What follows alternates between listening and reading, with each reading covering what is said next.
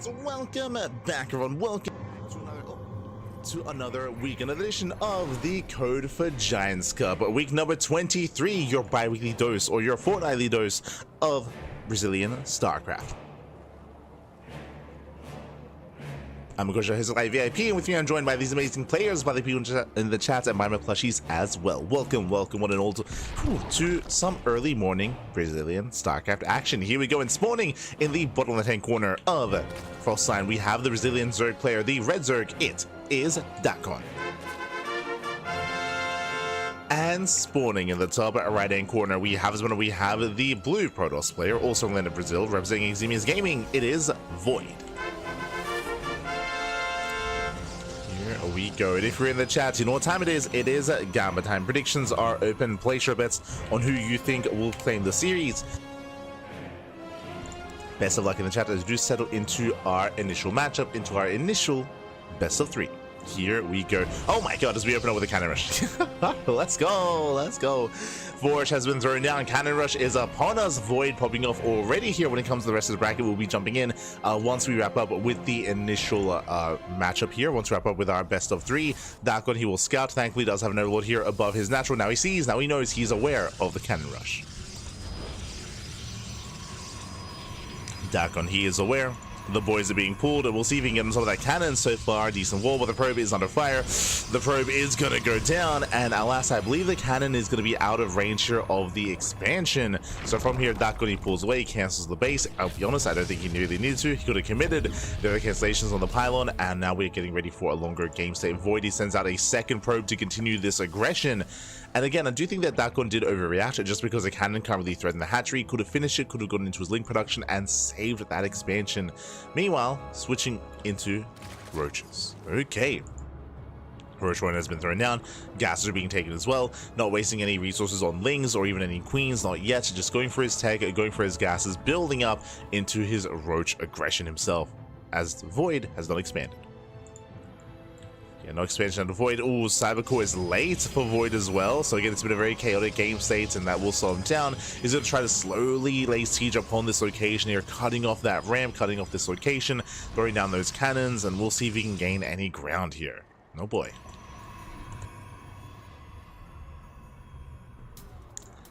We'll see if he can gain ground. For now, roaches are going to be amassing. Roaches are building up.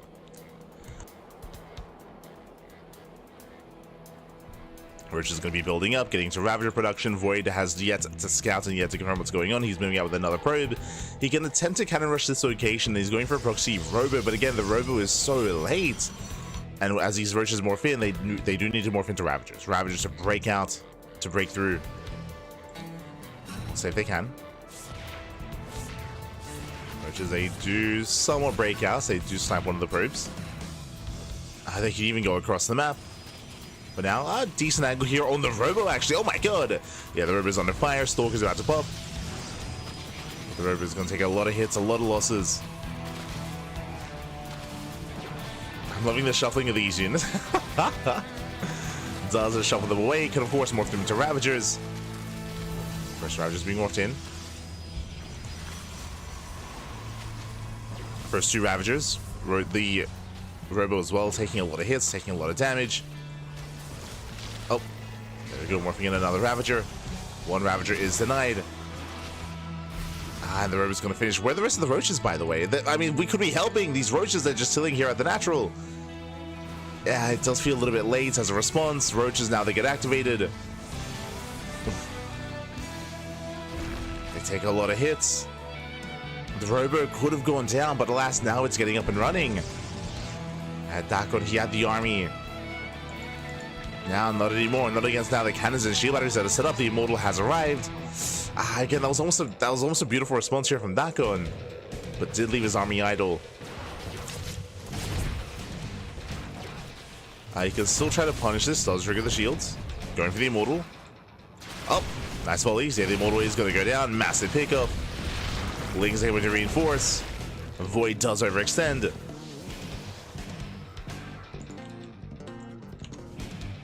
Does end up overextending. So decent recovery here from Ducklings. Likewise, should be building up more roaches. Link speed is on the way. catching up with the chat. Yo, shout out to Ice down in the chat. Chihuahua as well. Big Mac. Pecoeta, ¿qué tal? ¿Qué tal?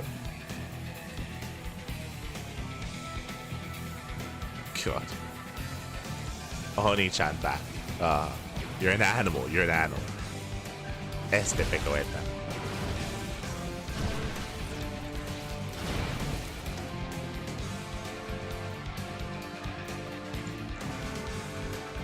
So we are building up. Again, we have plenty of lava thanks to the second hatchery. The first immortal is out, second immortal is on the way. And really, Dakon, I'm sure, is hoping that his opponent overextends. His opponent just overextends. Onto creep once again. Speaking of, yeah, Lings, they collapse in for a surround. Yeah, they will try to lock down that immortal. They catch the stalkers. Oh, next best thing. They get everything. Yeah, the stalkers, the immortals, all gonna be just completely cleaned up. Everything goes down. GG gets called, and Dakon, he will take game number 1. Will survive the cannon rush. GG. Ooh, GG, well played. Again, a very intense game here, starting things off with a cannon rush of all things. And Dakon, he had a great response. He had a great response to it, to be able to keep a cool, calm, and collected head, able to punish and kill the first probe, able to get his natural up and running, and be able to surround said immortals. Even though there were maybe some missed opportunities here and there, overall he did respond very nicely. GG. GG, well played. With that, Dakon takes a lead in the series, but this is still a best of 3. We'll see if Void can bounce back. Likewise, exclamation mark B in the chat to have a look at the bracket yourselves. We'll be going with the bracket after this series. The bracket is stacked, like always, but we're missing a key player here. Just as a heads up, this week there is no Eric. Unfortunately, no Eric here in this week's Code for Giants Cup. He was here for the previous edition, but not for this one. So unfortunately, a little bit unavailable, so he won't be featured here tonight. But it also means that some of these other players have a chance to win it all. As we lose Eric, we actually gain INexorable. INexorable has also been inactive. If you remember, the reason for this is because INexorable, he was otherwise busy with his studies. He was busy with exams, I believe college exams. So because of that, he was not available to actually compete in the past couple of Code for Giants Cups and Amanthus as well. But now he's here. Now he's back. So great to see INexorable return. He does return to us after like a month-long hiatus. And we'll see how he compares to everyone else in that hiatus, right? I imagine he's been practicing a lot less just because of the break. And how does he compare? Coming into this, I would have said that INexorable, he is the #1 Terran of the Brazilian region. I think I still stand by that, but how does he compare to the other top players? To Dominoko, to Kamikaze, to Yan, and to MasTeR? We'll get there, we'll get there. Oh, hello, ¿qué tal? Late Chrononaut. Ah, ¿qué tal, man? ¿Qué tal? Good to see you. Oh, un momento.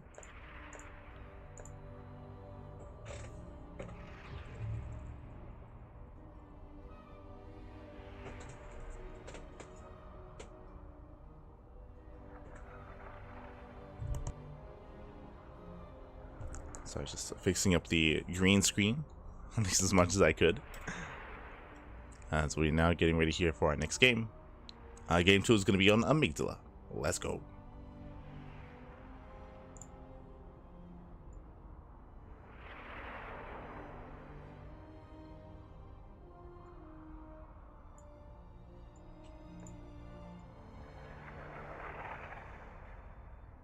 Here we go.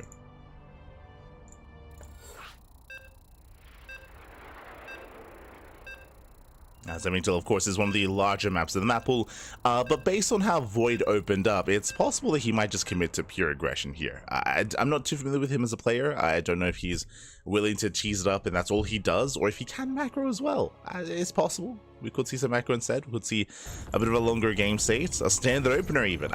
Crazy, I know. Possible. We'll find out. We will find out as spawning in the bottom left-hand corner of Amygdala. We have the red Zerg player, the red Zerg player himself from Brazil. It is Dakon. And spawning in the top right-hand corner, going for the low ground setup instead. This time not going for the cannon rush. We have the Brazilian Protoss player representing Ximi's Gaming. It is Void. Void is here. Void has arrived.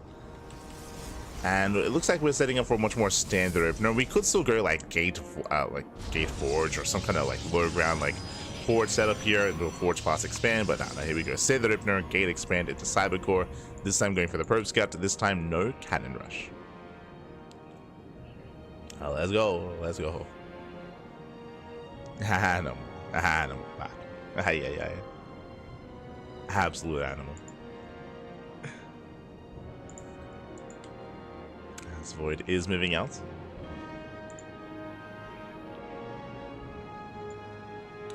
Likewise, back home, a hatch pool opener here out of Dakon, so very safe setup out of our red Zerg player.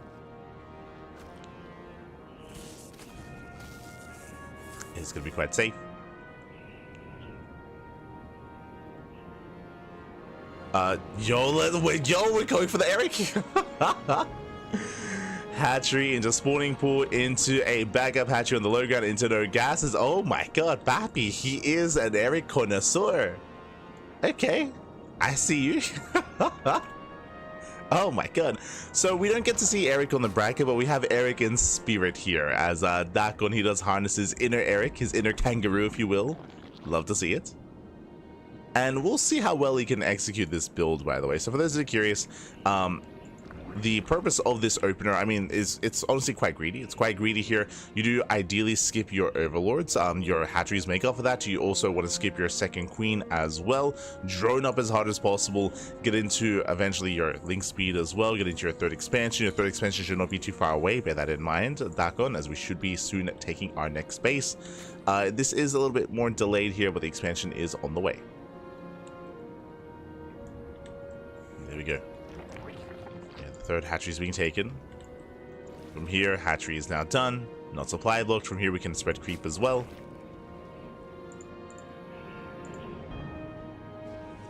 And this can lead into roach play. This can lead into muta play as well. Eric is very fond of going into mutas from this position. So we'll keep an eye on Dakon.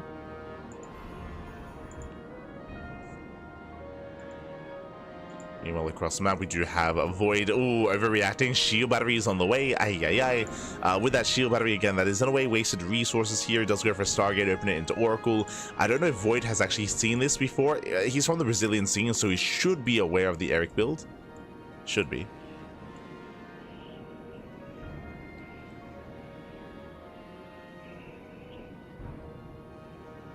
As the Overlord does dip in. Gets eyes, does confirm the opener. Is aware. Likewise, Dakon setting up his spore crawlers in the bases. Now getting another queen. From here, we should be seeing said safety roach one. We have a Phoenix on the way here at a Void. Okay, that I was not expecting.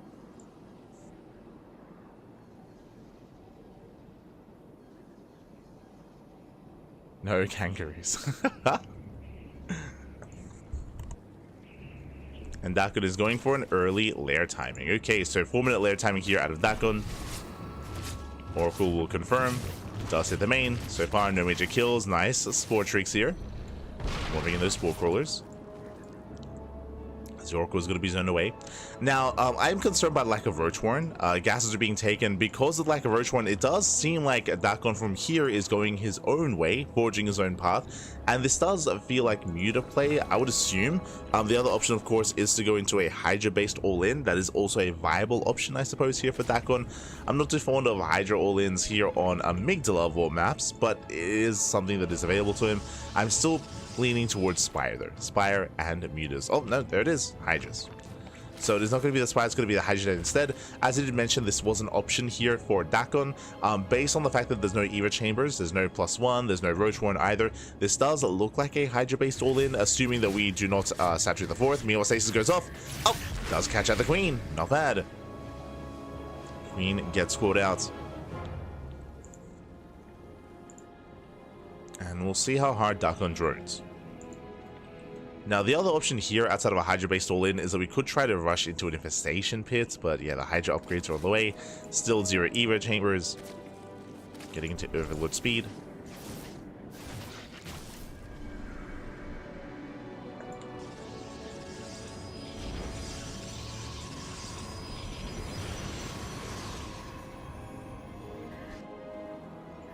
As Void is setting up defensively.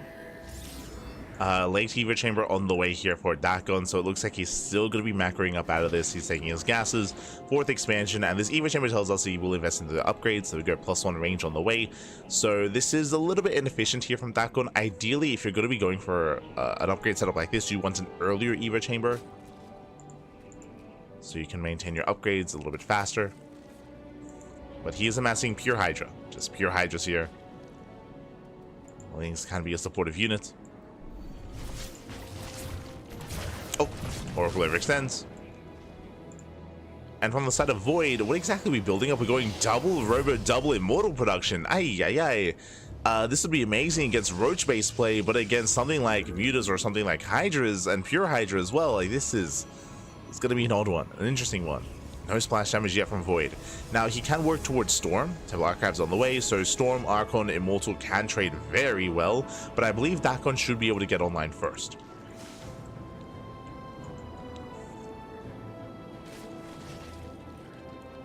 He should be able to. Now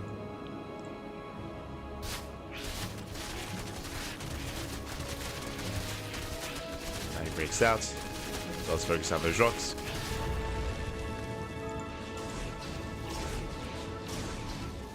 And Lings are amassing. You can see he's taking up into Hive. I do think that if he really wanted to, this Hive could have been earlier as well. But regardless, he still has map control. He's going for the 4th base, and he should be able to force a cancel. Stasis gets triggered.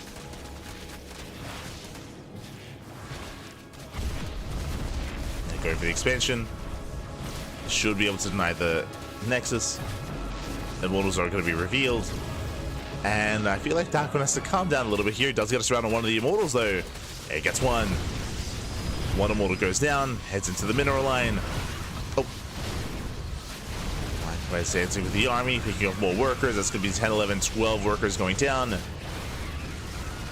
Very nice damage, very nice whole position micro as well out of Ducklings. He just reinforces. He just rallies across the map. He just reinforce. The Immortals on their own, they're just exposed, they're vulnerable. They don't trade amazingly against Lings or Hydras, and they're all going to go down. Ducklings, he will break this position, he will snowball out of control. Takes down the Immortals one after the other. Starts heads forward, and Ducklings, he will overwhelm. Again, Void just had a shaky start here. Going Mass Immortal like this, as we mentioned, is amazing against Roach-based play, but not against Ling Hydra. Not against this army. What was needed? Storm. Storm is done. High Templar warping in, but there were no Storms ready here to defend the 3rd base. And with that Ducklings, he has done it. He has broken the 3rd. From here, he can push in towards the natural. We have Viper production behind this. A little bit unnecessary, but sure, yeah. I mean, you just go for Vipers, go for Lunkers. Ducklings, he can go for whatever he wants. Ever he so chooses. And I appreciate the opener. The opener was an Eric opener, but the follow-up was his own. Follow-up was his own. And here moves in. Boys are being pulled. High Templar going to be going down. And Ducklings, again, he has now broken the natural and the main. Gets into the mineral lines. Worker's going to be going down. We get one Storm here on the Hydras, but GG gets called, and Ducklings will take the series 2-0, advancing on to the round of 16. GG. Whew. GG, well played. Ducklings, he will claim the series, and Ducklings, he will advance on his next round. My condolences to Void, but a shout out to Void as well for competing, of course, for popping off with a crazy cannon rush in game 1, and even here going to double Robo, double Immortal in game 2, which is not standard. It's not standard, you know, he was going for his own style as well. Unfortunately, Void wasn't really too concerned with what the Zerg player was up to, and as a result, he wasn't able to adapt to the Hydra composition of Ducklings. He was kind of doing his own thing instead, and with that, he got caught with his pants down. With his pants down. GG. GG, well played. And with that, we can catch up on the bracket. We can catch up on the bracket here. Exclamation mark B in the chat to have a look at the bracket yourselves. Let us switch on over and figure out where we are and where we are headed. Okay, from the top here, we have MasTeR. MasTeR is going to be the #1 seed of the tournament, and MasTeR is waiting for the winner of Lord and Krast, Lord Krast alongside Mirkayas Pessoa. Oh, they're facing off mid-series. Yen is up against Purple. Scoring down, we have Sleepy, Dorminoko. Dorminoko is waiting for the winner of Taipan and Firebat. We have Kid waiting for the winner of Vitorino and Raiden. And we have INexorable waiting for the winner of our series. And we have him, so up next on the channel is going to be a best of 3 ZVT between INexorable INexorable and Duckling. Let's go.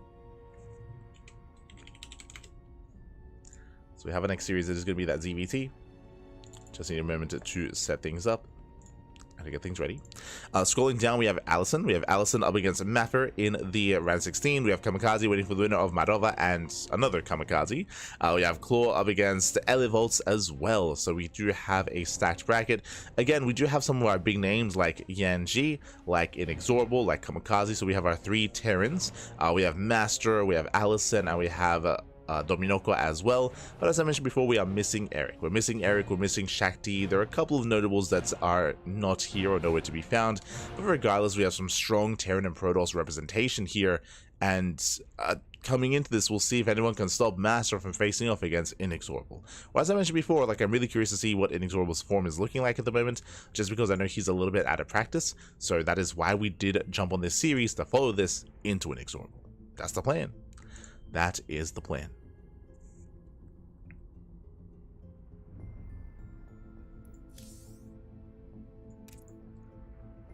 As we do set things up, message some players and make sure that we're all on the same page. We just got an update. Yan did take down purples 2-0, so big win there for Yan. Again, Yan is also favored to make a deep run, but he's also good friends with MasTeR, and that's going to be a spicy PvT if we can get there. Between MasTeR and Void, or sorry, MasTeR and Yan. Otherwise, it looks like we have a little bit of downtime. We have some downtime here, waiting for the players to conduct their vetoes.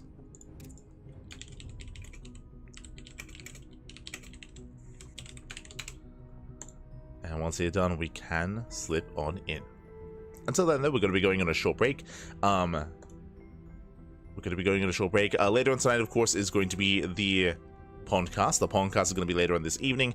I'm very tempted to maybe even ladder after this. I think it depends on how long the event is. If the event is a little bit shorter, then I might have a cheeky ladder session. Otherwise, I'm most likely going to try to get ready here for the Pondcast and get some work done as well. So we'll see. We'll see. Depending on how long and how short this broadcast is, we'll determine if we ladder. We'll determine if we smurge, pappy. We smurge. Now, though, we're going to be going in that short break, and when we come back, we'll have our next series. We'll have our next matchup here. Oh, as everything's lining up, YanXII takes on MasTeR, so it's going to be Ducklings versus INexorable into YanXII. We'll see you soon. See you soon.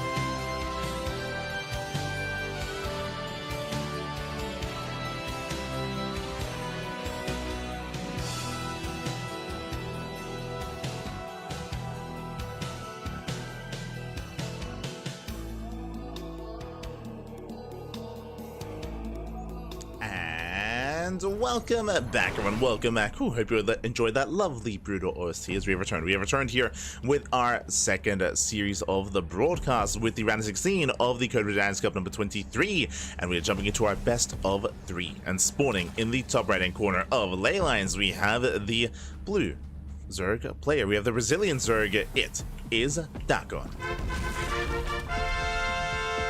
And spawning in the bottom left-hand corner, we have the red Terran player representing Alien Esports, the Brazilian Terran player. It is INexorable. Here we go. And if you're in the chat, you know what time it is. It is Gamba time. Predictions are open. Place your bets on who you think will claim the series. Best of luck in the chats. Coming into this, INexorable, I would say, would be the favorite player. Oh, go first, by the way. I would say that INexorable would be the favorite player, but a bit of a caveat there is that INexorable, he has been inactive. He has been inactive over the past month. The reasoning for this is because he has been busy with, of course, exams, in university, in college. So he's been focusing on that. So he hasn't had as much time to compete over the past, 3-4 weeks. Recently, he has returned and he's getting back into form and he's shaking off all that rust. But has he shaken off all the rust? Is he now back in tip-top shape, or is he still getting there? Is the question. We're here to find out. We are here to find out. Ooh. But now, though, again, it was a pull first opener out of Ducklings. From here, he's going for earlier Lings.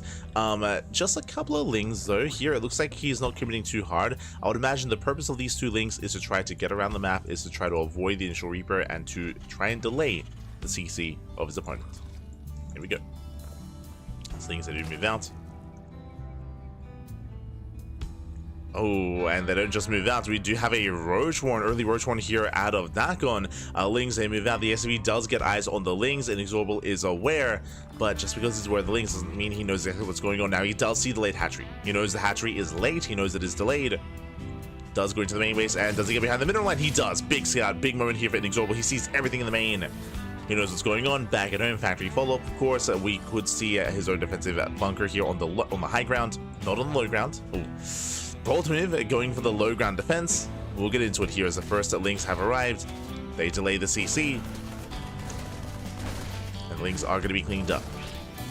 Now, when it comes to the early game defense here, the reason why I assumed it was going to be a high ground defense is because you can just lift. You can just lift up your CC and evacuate the natural and just maintain your positioning on the high ground instead. It does mean that you're stuck on one base economy for a little bit longer until you break out with a Cyclone or break out with a tank, but it is a lot more secure. This is a greedier response, and going for a greedy response requires an even greater response here, so double bunker here, 2 bunkers on the low ground just to make sure he's safe and sound. Reaper gets across the map, it will deny some mining time. Roaches are amassing, but how many? Only 2 roaches. And because it's only 2 roaches, Ducklings is not committing, and that means that INexorable, he will get away with holding onto the natural. And he can always salvage the bunkers. He can always just salvage the bunkers. Reaper dips in, gets a drone kill, gets 1, denies more mining time, and there's 1 Reaper just wreaking havoc. And roaches are now building up, but these roaches, they're late. The roaches are delayed. They do keep up with the Reaper at least. And with Ling speed on the way, it looks like it's going to be an all-in. It should be just a Ravager Ling all-in out of Ducklings.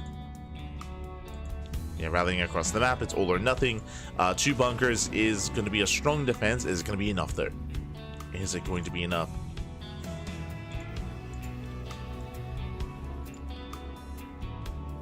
As the roaches are welding across the map, Ling speed is revealed. Now INexorable, he knows. There we go, 3rd bunker, 4th. Just walling up on bunkers. Let's go. Let's go. Ducklings preparing. I'm a little bit concerned that some of these bunkers are a little bit too close together, so they can be piled upon. But for the most part, Lings, they are going to be thrown away here. Another roach goes down as well. Massive pickup. Yeah, it just does cancel the bunkers. Now, INexorable, he realizes, hold up, this isn't really as threatening as it otherwise should be. Yeah, the Banshee has arrived. And INexorable, he will shut this down. Oh, the Biles! Biles don't connect. Gets 1 of the Ravagers. Gets 1, gets 2. Now there's 1 Ravager left. Yeah, the bunkers, they're safe and sound. They're safe and sound. 1 Hellion falls, but with that, a very strong defense here. GG gets called, and INexorable, he will take a lead in the series. He will take game number 1. GG. A very comfortable defense here.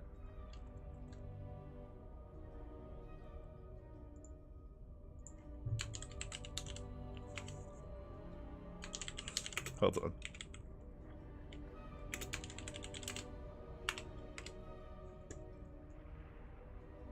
See in the chat. You smoke too? No, no, no. Smooge, pappy. Smooge. Smooge on the ladder. Here we go. GG, well played. INexorable, who does take a lead in the series, does take a lead. And now we're getting into our next game.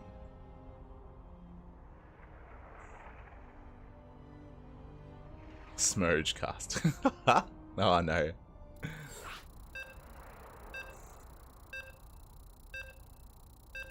Here we go.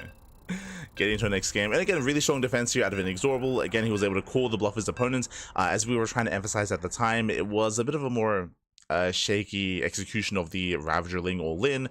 Roach production was delayed and time was of the essence there. Alas, INexorable, he was able to build up and look quite comfortable. It was a kind of a delayed all-in. And with that, we're now getting into game number 2. And spawning in the bottom left-hand corner, we have the blue Zerg player, the blue Zerg player himself from Brazil. Down in the series, we'll see if he can bounce back. It is Ducklings. And spawning in the top right-hand corner, we have his opponents. We have the red Terran player, with the red Terran representing Alien Esports, leading the series 1-0. It is INexorable.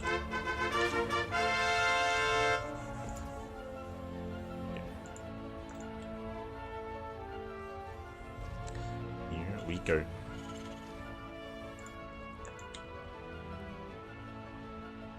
So we are going to be moving out and setting up. This time, no pull first. So this time it's going to be a hatch first opener out of Ducklings. So this time we're opening up standard, going for something more regular here, more normal. Meanwhile, INexorable going for his own, just racks expand opener as well. So again, INexorable is not really going to be mixing it up too much here. Standard opener out of our Brazilian Terran. And it's going to be up to Ducklings to mix it up instead. I mean, for now, just everything's looking normal. Everything's looking as it should. But the pressure's on Ducklings to bounce back in this series and to try to force the ace match. We'll see if he can.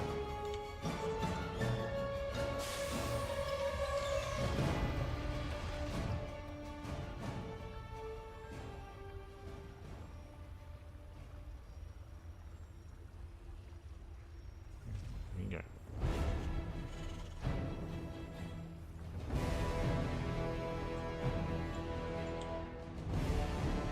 Here we go, as we do see our initial SCV scouts. It does confirm. Ooh, as we do go for a gasless opener. My apologies. I assumed it was just going to be a hatch gas pool, but no, late gases out of Ducklings. That's why Ducklings can afford a much faster expansion, going for a much faster third base. Ay. So much greedier here from our Zerg player. Now this does mean that link speed is going to be delayed. Because link speed is so late, we may just skip link speed and just go straight into roaches. True. Could just see a roach base opener instead. We'll keep an eye on the Zerg player.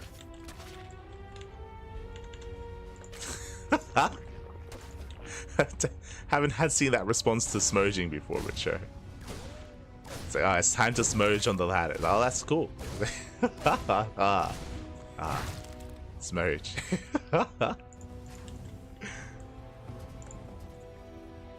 Those are curious. It's like an emote. It's like a Pepega emote.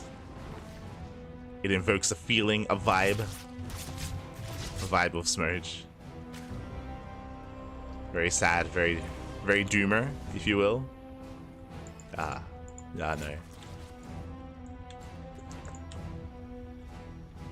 But now though we are going to be settling in, saturating our bases, we do have our gases now being prioritized, and it looks like we are going into link speed, but what's important here, we're not pulling out. You can see that Ducklings, he's not pulling out a gas, and typically you do not mine this much gas without reason. Now this can be for, once again, a Roach Warren, as we mentioned, or this could be for a fast lair into, I don't know, say Muta play or Drop Lord play instead. I would say that Ducklings has options, as he does pull back in, so 3 in gas. We'll see what it's going to be spent on. Could be fast lair, could be roaches. If it's going to be a lair, from there it could be into Muta play, into Drop Lord play. We have the answer, Roach Warren. You know, Hellions that dive into the mineral line. They do confirm they get eyes on everything. Confirm lack of lair and the Roach Warren as well. behind this at 1-1-1, a very aggressive build here by INexorable. As you can see, no third CC. There's no third command center, so very, very aggressive here, prioritizing that Banshee. Meanwhile, Hellions, they keep busting. Oh, no!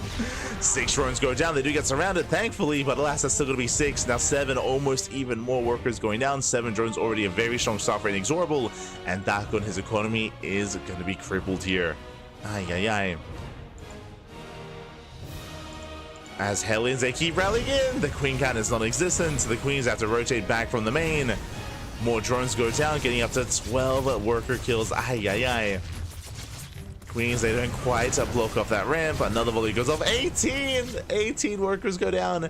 And before we can embrace the mid-game, before we can embrace this lair, I mean, these Hellions are ending the game. Here and now, 19 workers do fall.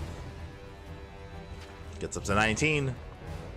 And remember, this is not even INexorable's final form. He's building up towards a Banshee, towards Cloak Banshee as well. Third CC gets thrown down, getting to Stim, getting to his follow-up. Remember, this is a late command center out of INexorable, but it is worth it because he has dealt so much damage.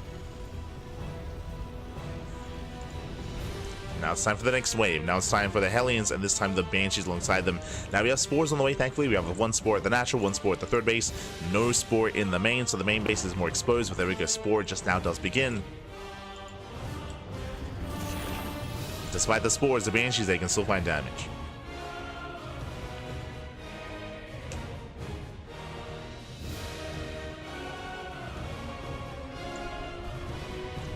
Banshees do move out.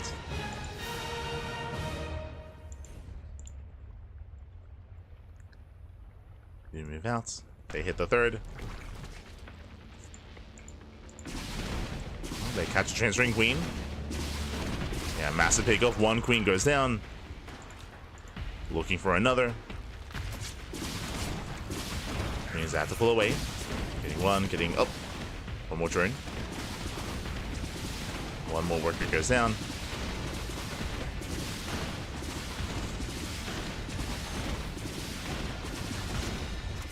I think Roach Warren itself taking a lot of hits, taking a lot of damage. Oh, God. And the Queen cannon just is not there. Yeah, the Queen cannon is just too low. Roach Warren gets sniped. Massive pickup going for the Queen as well. Ay, ay, ay. Takes down the Queen, takes down the Roach Warren. And Dakun is just stuck on a worse economy here. He's stuck on 40 workers. He can't make any more roaches. We have 5 roaches on the way.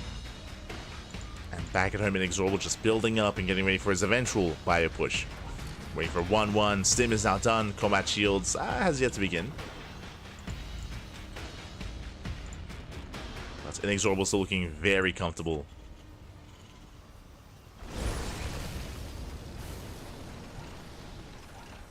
Yeah, it's all good. It's all good.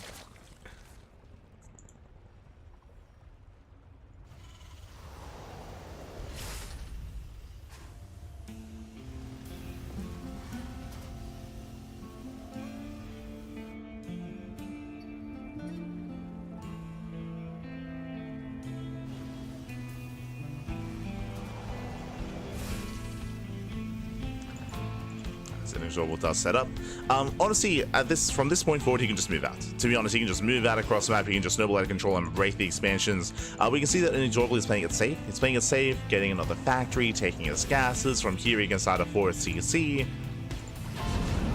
INexorable, he can do almost whatever he wants from here. And it's on Dakun to recover. To either go for an all-in or be hyper greedy and like double expand, tech up. Hydrogen is on the way, Infestation Bit is on the way. Dakun, he still has a ways to go. Ozir gets caught. Yo, and a shout out to Coca Master. Thank you so much, Coca Master, for subscribing with Twitch Prime. Oh my god, thank you so much for the support. Oh, Bailing 1-2 do connect, not bad. But thank you so much for the support. We do appreciate it. Thank you, thank you. Hope you enjoy the content, the casting, and the StarCraft. Hope you enjoy it. Dakun, he does attempt to move out. Once again, though, INexorable, he's in position. He's set up. Still has that Banshee from the early game. He's all at 4 tanks, massive amount of bio. Hellions, they can morph into Hellbats. And here comes the push. Here comes the death blow of an army. He's almost maxed out. Up 80 supply. Duckling is trying to hold on. Morphing in a couple of Banelings, getting into Link Bane Hydra. The tanks on siege does take the Banelings to the face, but there just aren't enough Banelings. Just not enough here to work with. Not enough to defend. INexorable, he breaks through the third. One of the tanks gets caught out. Not even. No. He saves the tank. INexorable. GG gets called, and INexorable, he will take the series 2-0, advancing on to the quarterfinals. GG. GG, well played. Congratulations here to INexorable as it does claim the series. Does claim the series at 2-0. Congratulations. Very well played. Meanwhile, shout out to Ducklings. Ducklings, he did try to mix it up here. Went for a Ravager Ling all-in game 1. Here in game 2, did try to play more standard, but he was shut down early on. As a reminder, he lost 18 drones in the lead-up, in the early game even, and that was game then and there. To lose that many workers that early on, it's almost impossible to recover outside of going for an all-in, or outside of being hyper greedy, outside of your opponent making mistakes. But INexorable, he did not make mistakes. He was looking solid, and he snowballed out of control. GG, well played. Congratulations here to INexorable, and that leads us into our next series. Leads us into our next matchup. Here we go. From the top, exclamation mark B in the chat to have a look at the back yourselves. Let's catch up here and figure out where we are and where we are headed. Okay, we have some updates. We have Lord Crass does take down his opponent 2-0 up against MasTeR in the next round. Winner goes up against Yan. Meanwhile, Dorminoko is up against Firebat in the round of 16. Kid is up against Vitorino. And of course, we have our series INexorable. He's up against Allison in a TVP. Here we go. Allison, aka Ali God, is one of the heavy favorites to make a deep run in this tournament, but so is INexorable, and they're about to face off. Now, in my experience, Allison is a very aggressive player, hyper aggressive, and I expect cheese, I expect all-ins, I expect proxies. That's what I expect out of this series.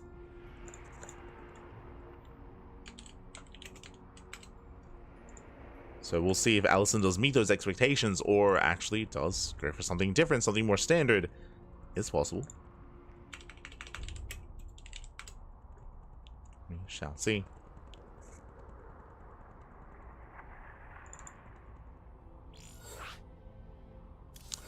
As the videos are wrapping up and we are getting into our next game. Meanwhile, the lower half of the bracket is a little bit slower. Kamikaze still up against Marova. We still have Claw up against Elevolts. So we have some more delayed results or delayed matches there. But, you know, we're progressing. Alright, progressing.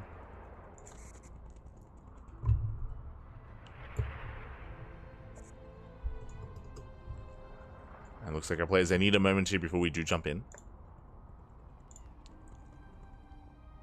We'll get there, we'll get there.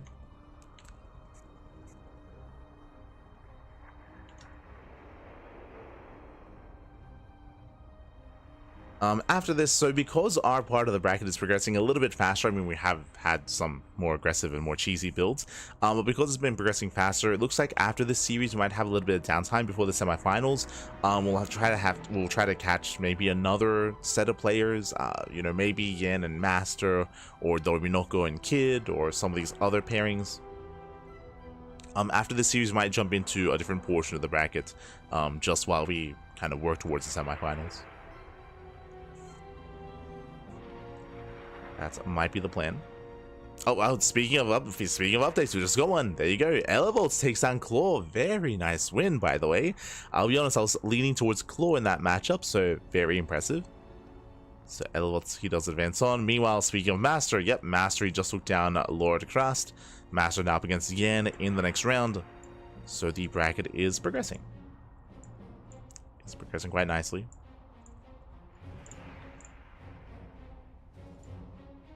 We're getting there. We're getting there.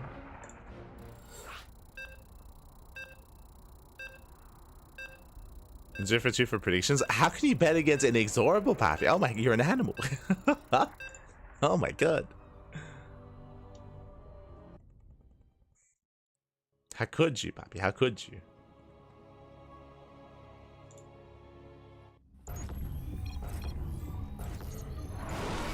But here we go, spawning in the bottom left-hand corner of ley lines. We have our Brazilian Protoss player, the blue Protoss, representing team The Bad. It is YanXII, aka Aligod.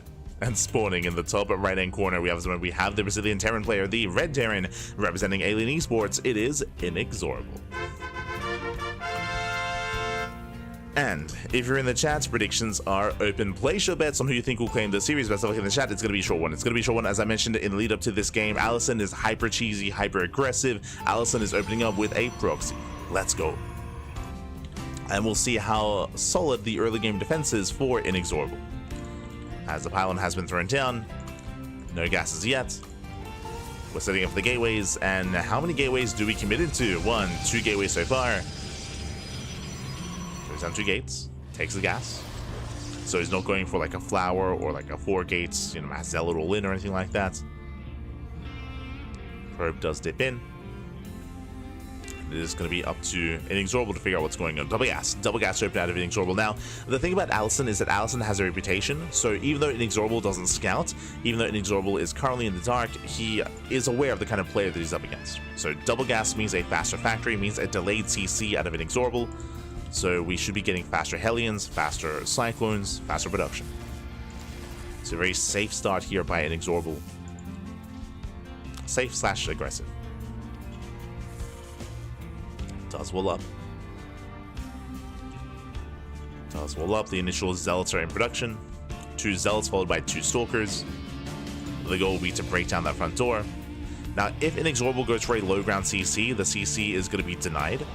If he sets it up on the high ground, it's going to be safe. So we see where INexorable sets up.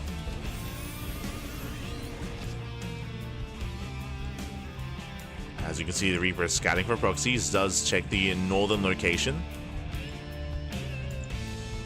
And looking for the proxies before moving out across the map. He will miss the gateways. Here come the Stalkers. And here come the Zealots. Oh, they're waddling in. They're coming. Reaper confirms there is no expansion. The Zealots have arrived. CC is on the high ground. Bunker gets thrown down. Instant bunker here by INexorable. The boys are being pulled to repair. So far so good. The depot is going to survive. Stalkers breaking in. They do get an SCV.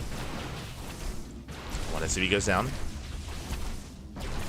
Getting another as well. Denying the bunker. 2 SCV, 3 SCV kills. Marines are amassing, but the bunker is not finished. Not yet. Cyclone is on the way. YanXII breaks down that front door. Supply blocks INexorable. Uh-oh. INexorable here, supply blocked. Yeah, there's no depot behind this. Stalkers are overwhelming, and that Cyclone, that's going to be the only way here for INexorable to survive this. The Hail Mary play is that Cyclone. Cannot afford to lose it. As INexorable, he is still supply blocked. And there's a kill. Lock on the first Stalker. And the first Stalker is going to go down. But doesn't matter. Doesn't matter. Stalkers, they do start to step forward. There goes the second lock on. Can he get on top of the Cyclone? Oh, can he get it? Second Stalker goes down. Does get the Cyclone. That's going to be too much. Yeah, the Cyclone goes down. That was the only thing keeping INexorable alive here in this game. 11 SCVs go down. Marines are trickling in, but the Stalker count is still looking. So, no, he gets stuck. He gets knocked down. Stalker falls down to 2. 2 Stalkers left. Tank is in production. YanXII is so close to breaking INexorable. Oof, we'll lose another Stalker. Yeah, a bit of miscontrol there from YanXII. Does lose another Stalker. Still very tense, very close.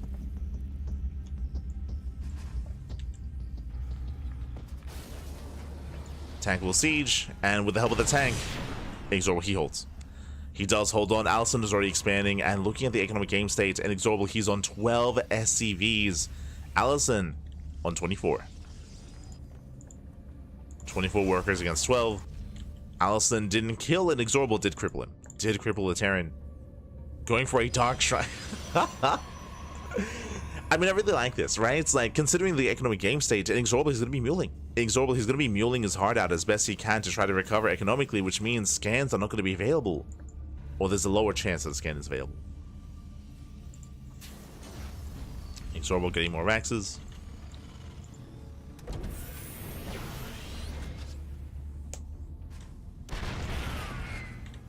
get more Raxes.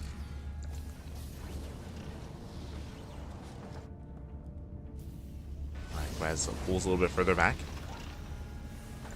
Trying to recover, trying to recuperate. Hellion Scout does get past these Stalkers. Oh my god. Somehow he slips by, and INexorable gets a full scout of the main. Big moment here for the Terran. He confirms Twilight Council and a Dark Shrine. So now he knows to hold on to those scans. eBay gets thrown down instantly for the turrets. And suddenly this will not end the game. Yeah, there's a cancel. Allison doesn't even try. Knows it's not going to work. Not against INexorable. Not like this.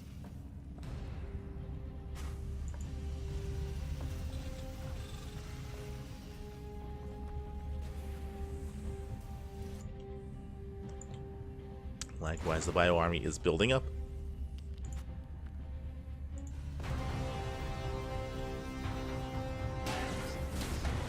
Now, there's no reason for Allison to push in. Like, Allison has no reason to try to break this position and push in the ramp. That would be a massive mistake, and that would be a way for INexorable to recover in this game, is if Allison overextends. All Allison needs to do is contain. Just contain the Terran on one base for as long as possible, and then on two bases for as long as possible. Allison back at home can take gases, can get a third Nexus, can build up extra gateways, can just macro into the mid game. Again, there is no need to commit. So Allison just has to calm down. Scan across the map confirms that Dark Shrine was cancelled. Observer gets eyes on the main army. Oh, this does reveal that there's an observer. Oh, we'll get a depot. Nice big off supply looks INexorable. Allison now expanding.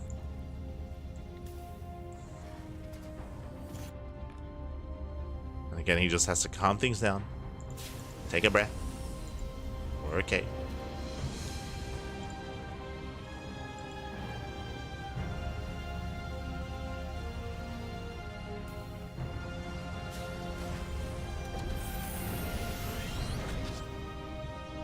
And there we go. The CC is now being taken. Still not going to be easy here for INexorable to break out, but he does have Stim. Yo, am I seeing Allison take a third base for the first time? Like, am I? It's crazy. Expanding.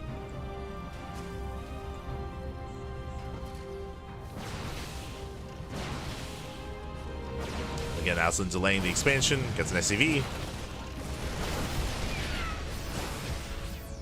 There's the blink. Now, INexorable has finally taken the naturals. Finally taking that natural base. I will say that this third base is late. It's a late third base for Allison. It could have been taken quite some time ago instead. So Allison is not as far as ahead as he otherwise could be. On top of that, INexorable can now move out with drop play.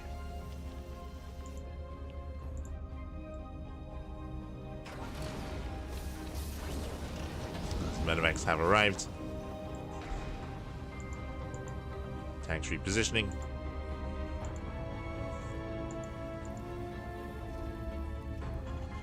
Towards the low ground.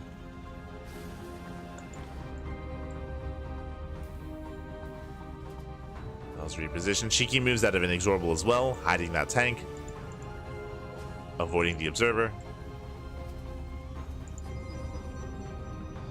And Allison is going to be delaying Colossus production, going into faster charge, +1, into eventual storm.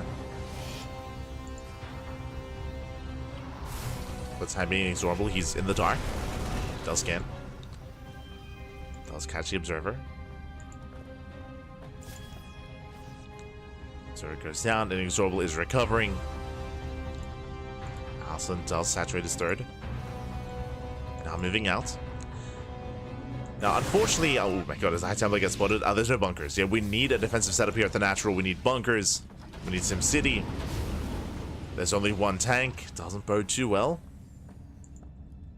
This is a terrifying army here from Allison. And INexorable will not have everything to defend. I can try to come in from behind, though. True.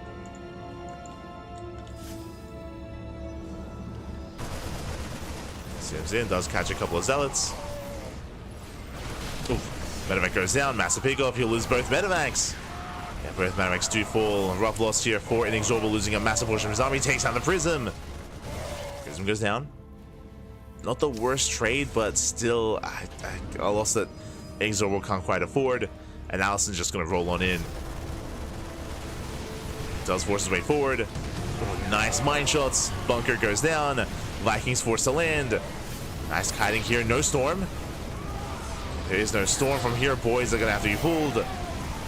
The tank is going to be targeted. Some decent shots going off, but alas, Allison does have enough. GG gets caught. Allison breaks the natural. And Allison takes a lead in the series. Whew. GG. Oh my god, GG, well played again. A very intense early game. As a reminder, Allison went proxy 2 gate and was able to kill, what was it, 11 SCVs. It was insane just how much economic damage was done. We saw that INexorable did survive, did defend the main, but not after being crippled, right? The economy was crippled. He could not keep up with Allison. I do think that Allison could have been a little bit more greedy and could have taken a faster third base and saturated faster as well, but regardless, we saw that Allison was still able to get to that point, get to that stage, denying and delaying the expansion for so long, and keeping INexorable contained on one base for as long as he did. GG. GG, well played. With that, we're now getting ready here for game number 2, and we'll see if Allison can close this out and cause a massive upset, or if INexorable is angry, is upset, and fights back. Let's go. Let us go. So we are getting into that second game. And again, this could go either way. As we mentioned before, Allison is typically a very cheesy player. Very cheesy, very aggressive. But knowing that and surviving that are two different things.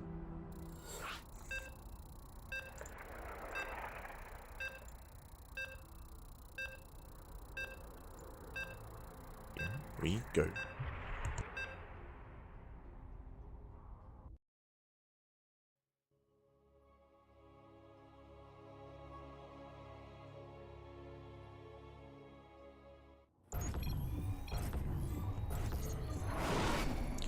And spawning in the bottom left-hand corner of Frostline, we have our Brazilian Protoss player, the Blue Protoss representing Team The Bad, leading the series 1-0.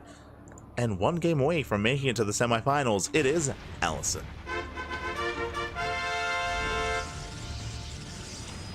And spawning in the top right-hand corner, we have the Brazilian Terran player, the Red Terran representing Alien Esports. Down in the series, we'll see if he can recover, bounce back, and force the ace match. He's the favorite player to make it to the finals, but he is struggling here in the quarterfinals. It is INexorable. We'll see if he can recover. We'll see if he can bounce back.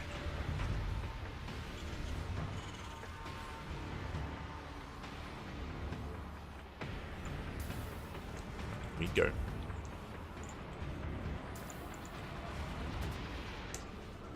So now we are going to be settling in and calming things down.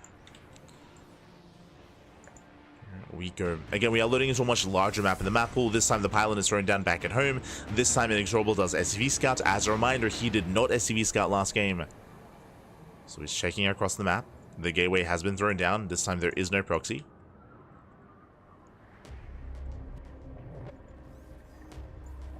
And INexorable going for an economic opener. Risky move here, but only one gas. Only one gas. INexorable going for the CC on the low ground. SCV Scout confirms the pylon is back at home. There's a gateway, one gas, cyber core, natural base here for Allison. Economic builds all around. And I appreciate that INexorable didn't get into his own head. He doesn't play overly safe or anything like that. Still open standard. And it's looking solid.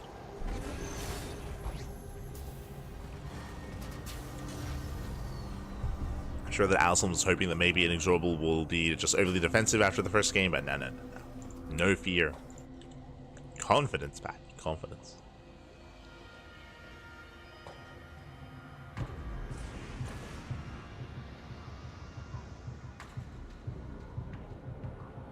The Reaper does move out.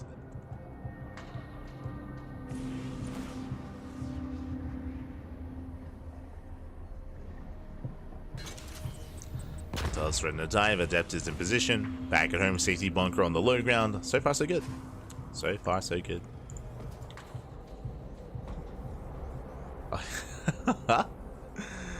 See in the chat, Luciano, papi. Ga, papi, ga. Yo, Luciano, cuídate, papi, cuídate. Look after your Discord. Those who don't know, recently Luciano's Discord did get hacked. Luciano. Shaking my head.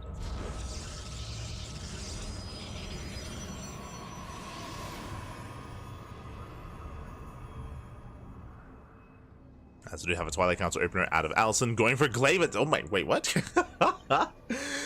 Going for a Glaive Adept build, not into Blink Stalkers. Very unorthodox here from Allison. Okay, I mean Glaives, they can pop off. They do have their place somewhat here. Not really. I mean it's very unorthodox, very unusual, very aggressive, might I add. I'm going for a Forge into a Robo as well to fully wall off the natural, and this is designed to catch INexorable with his pants down. INexorable back at home, getting into his own 1-1-1. Reactor Marine production. Does knock the Sork out of position, does get into the main. Does try to at least, gets one probe. Barely not. The Hellion is cleaned up, the Reaper's gonna go down as well, gets 2 probe kills, but does not get into the main base. That I'm not sure was quite worth it here for INexorable. He trades, that is true, but he has no idea what's going on. To be fair, I don't know what's going on. Getting up to 4 gates, so 4 gate Glaive Adepts with +1 on the horizon. Interesting.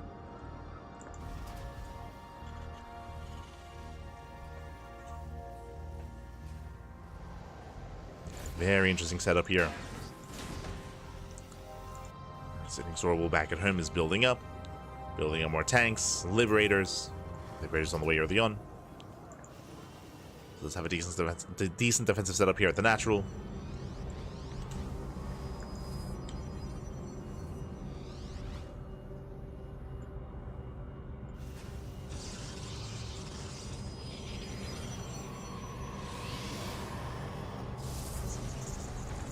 And Glaives are done. This is going to be a bit of a later move out here, but here we go. It's lined up with the Prism.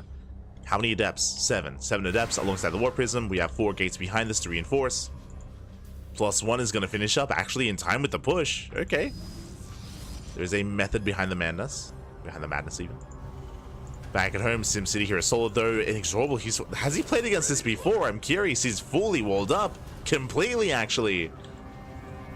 Looks like he's getting ready for a charge all in, to be honest. I mean, he saw lack of gases, but this is ideal against charge, and by happenstance, also ideal against Glaive Adepts, because the Adepts, they won't be able to shade in. I believe this is a full wall.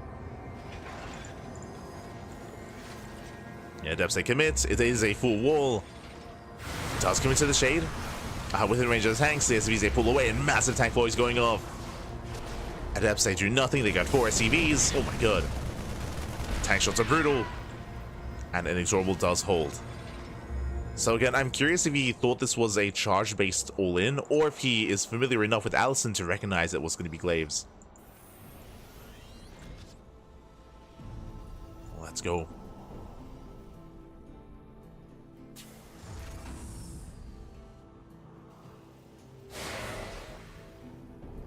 As the wall is open. That should not have happened. Wall is open. Adepts, they try to commit. They're going for the tanks. Yeah, commits to the shade. The boys are being pulled. Tank is going to be going down. He gets 1 tank going for the other. And again, the wall should not have been open. Big misstep there from INexorable. He will clean this up. He will lose 2 tanks in the process. That's still going to be enough though. GG gets called. It was all or nothing for Allison, and INexorable, he will tie things up 1-1. Ooh, GG. Ay, ay, ay.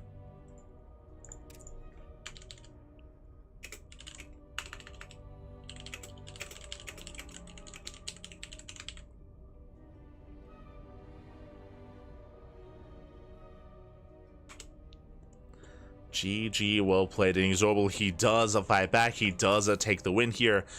And we're going to the ace match. GG, well played.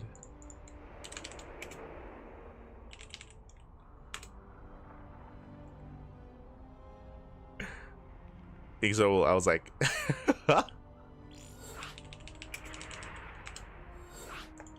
Oh, okay.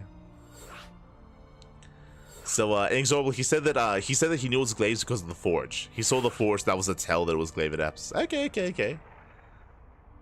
There you go. Shout out to INexorable.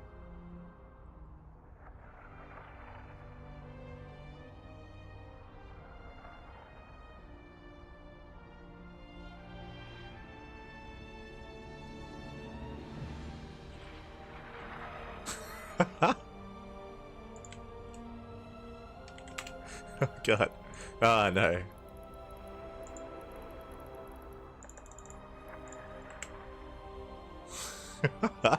So we're setting up. We're setting up. Oh no.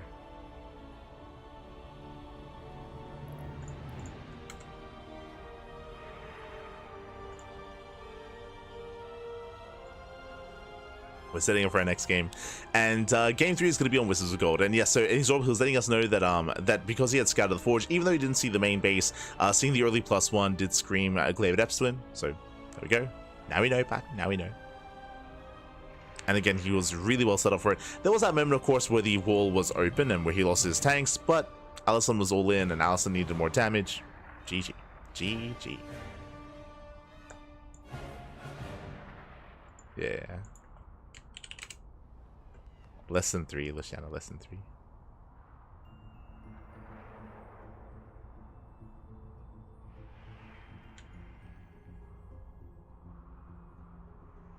He's a braver man than I am. I would double gas delay CC. Yeah, for 100%.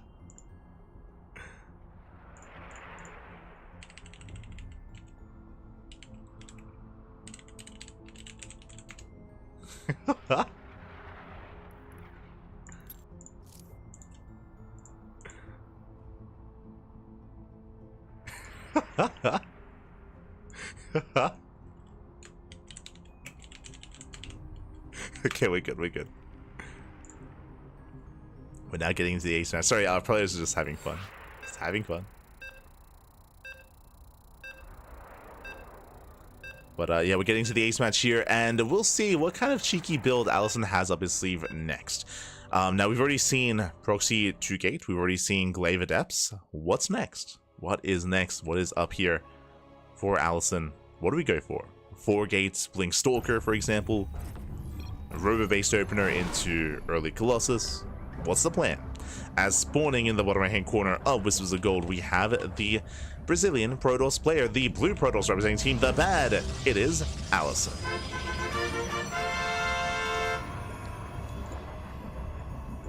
And spawning in the top left-hand corner, we have his opponent. We have the Brazilian Terran player, the red Terran representing Alien Esports. Tying up the series 1-1, it is INexorable.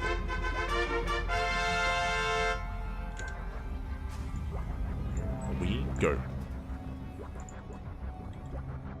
So we are settling in, and we've made our way all the way to the ace match here.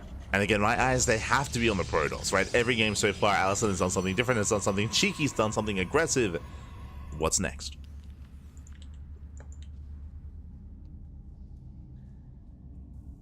What is next? As the probe moves out, and we are going to be hiding the probe here towards the south side of the map. Looks like we are indeed setting up for a proxy. Now, this could be a proxy Stargate opener based on this location. I guess it could be a robo as well. What do you have for us? What's it going to be? Winning with your pants down. Oh no. Not like this.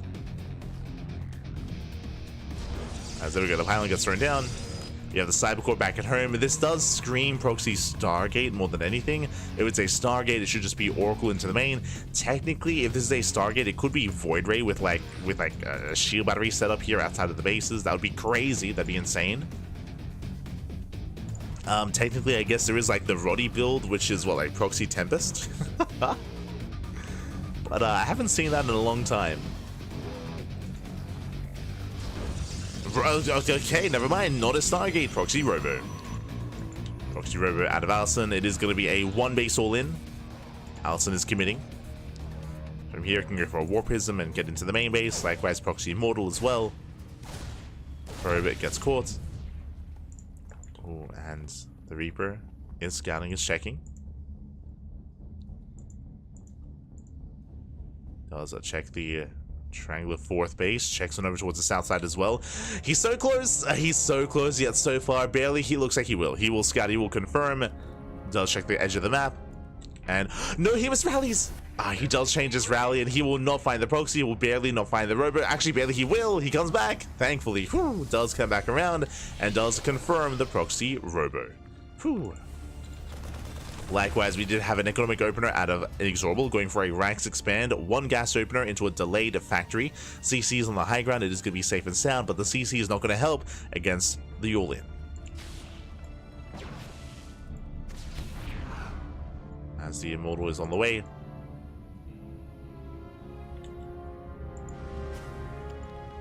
Bunker is done. Now, Allison knows he got scattered, so does he attempt to expand? For now, going for the Immortal, we have the Prison follow-up. How many gateways? Just one gate. Interesting. Second bunker here from INexorable, setting up in the main.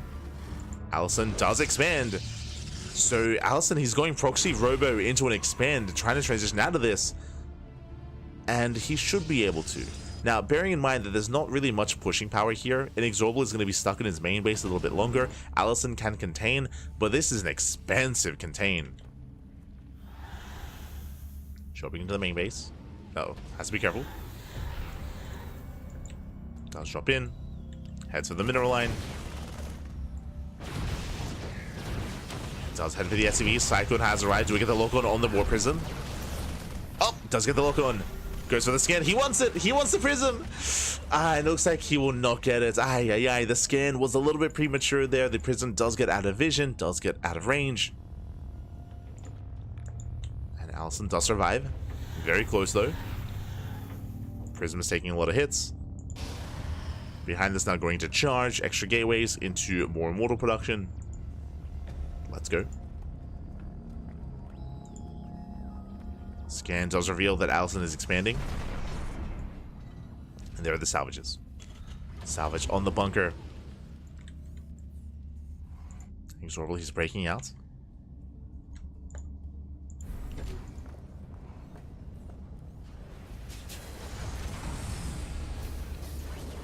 Breaks out, he expands.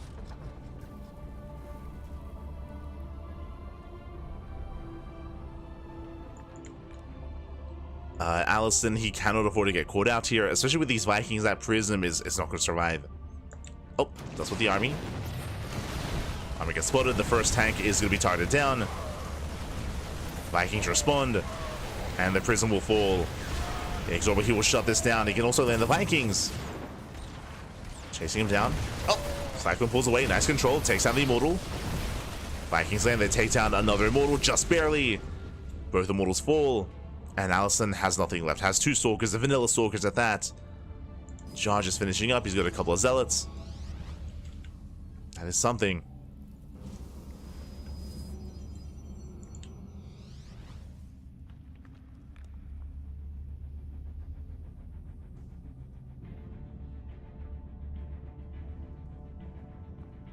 Allison does move out. When you see INexorable after losing those tanks, he takes a more defensive position. Bunkers are being thrown down. Setting up back at home, waiting for Stim. There's no reason for INexorable to be active, to move out.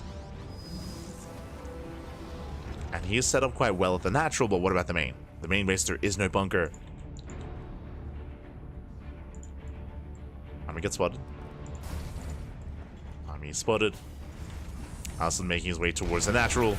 Tank volley going off. Boys are being pulled to protect the tank. Nice around. It does surround the tank. The bunker is going to fall. Tank forced on siege. Oh, there might just be too many Zealots. Yeah, Zealot Warping does complete once again, going for the tank. Tank is going to go down. The repairs are not good enough. And the natural has been broken.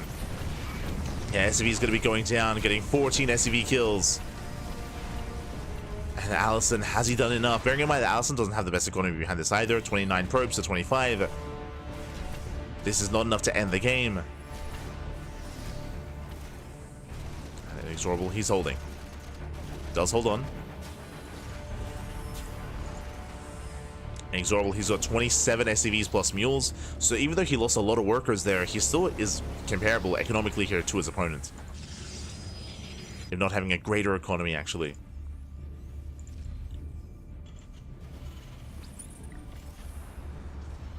Allison getting ready for another warp in, another wave. INexorable does need that Sim City. Allison dropping into the main. No blink.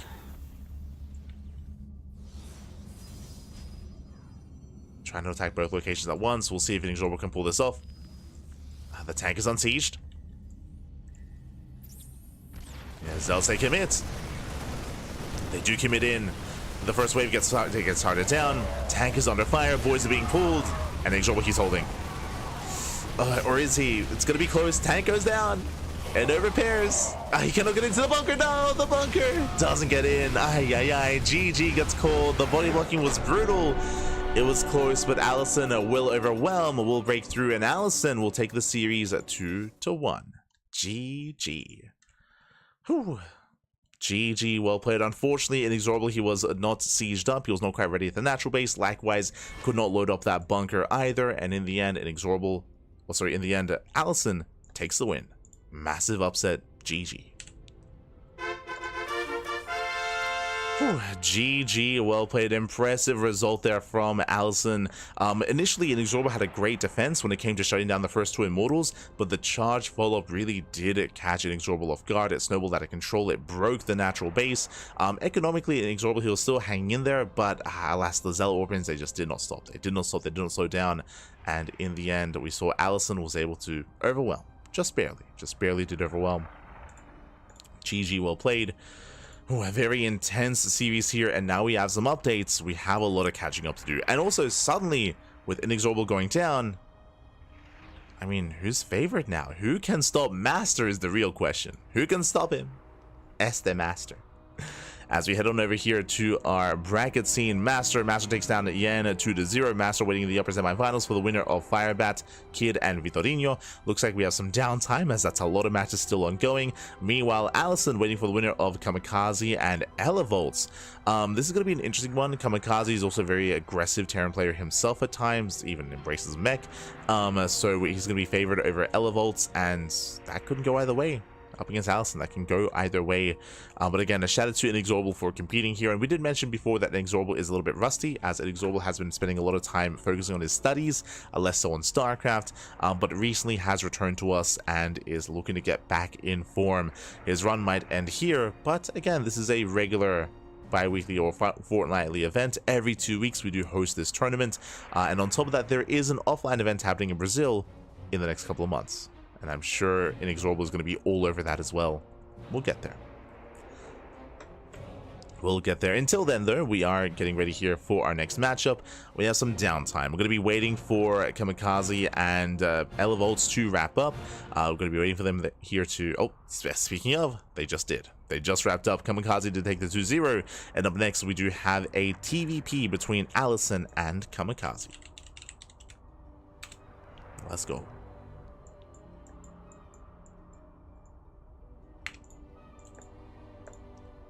Let's go. So we have the lower semifinals ready. Ideally, the lower semis lines up with the upper semifinals, and we're able to cover the lower one, then the upper one, and then the grand finals. So we're nearing the end of the broadcast. We have around 3 matches left. As we have another update, Vitorino takes down Kid 2-0.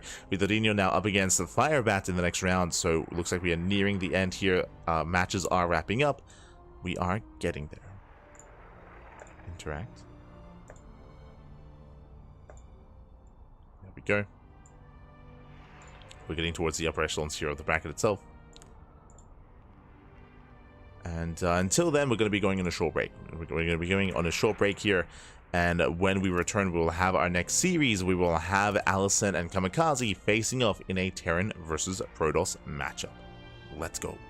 Until then, again, take this time to get some snacks, get some food, get some water, drain your disruptors, massage your marines, and we'll be back soon with our next series. See you guys in a couple of minutes. See you soon.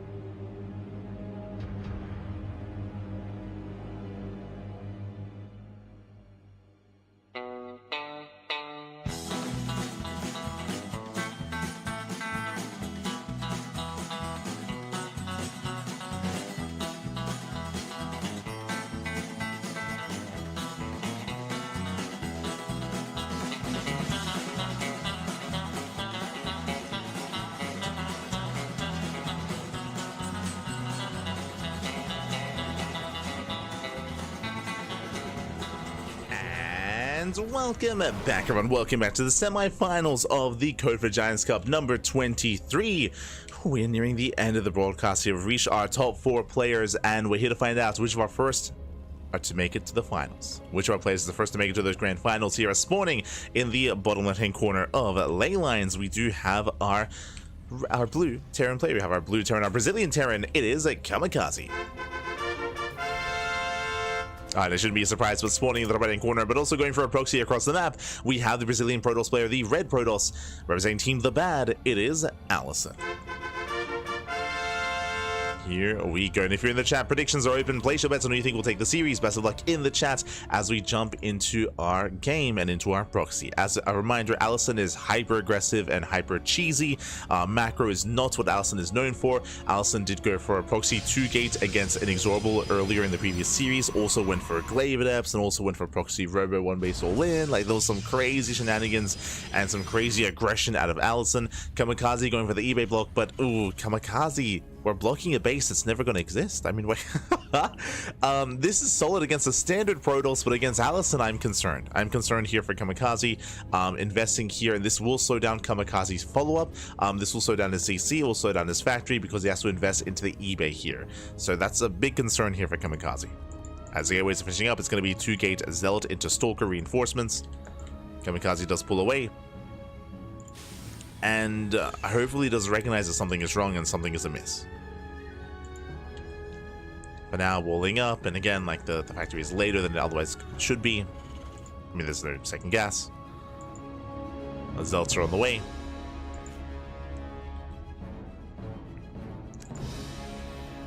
Zealots are going to be rallying. Just building up, waiting for those Stalkers. Behind this, there's that delayed factory out of KranKy. Now, at least it is a factory before CC, but it's still going to be a bit of an awkward defense here for KranKy. There we go, bunker here on the high ground. He knows that there is no expansion. He is aware. Yeah, Zealots are spotted. KranKy, he does scout the proxy. He knows. He is aware. Zealots are waddling in. Right now, there's no units here to help defend. There's one Reaper racing back. And the bunker is under fire, taking a lot of hits, taking a lot of damage. Stalkers are rallying in. Safety shield, but I'll be back at home to make sure we're safe against the Reaper. Bunker goes down. Oh, the wall is open. Yeah, the wall is wide open. The bunker does fall. Boys are being pulled. GG gets called, and YanXII will snowball out of control, will break through and take a lead in the series. GG. Whew, again, Bappy. These people, these animals, they're oh my god. They're setting up for a macro game here. KranKy with the eBay block. Again, the eBay block means nothing to YanXII. YanXII was never going to expand to begin with, is not known for expanding, and that did delay KranKy. Everything else was delayed for KranKy because of the eBay block. Because of that, we did see YanXII just snowballing out of control, was able to break through that front door. GG. GG, well played. YanXII does take a lead in the series, and do we get an ace match? Do we get anything more from here? Can we bring it all the way to game 3? The pressure is on.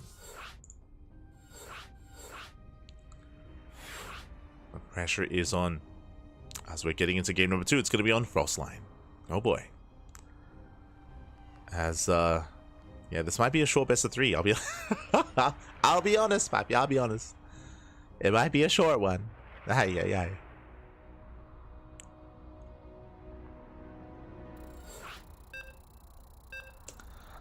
Alright, loading into Frostline.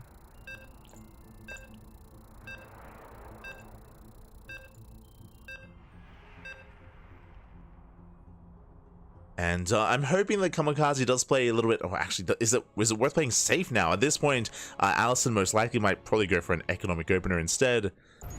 It's always scary playing against a cheesy player. Like, what are they gonna do?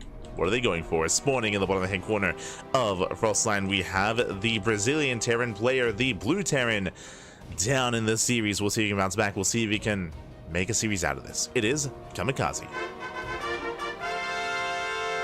And spawning in the top right-hand corner, we have his opponent. We have the red Protoss player representing Team The Bad from the land of Brazil. It is YanXII. Here we go.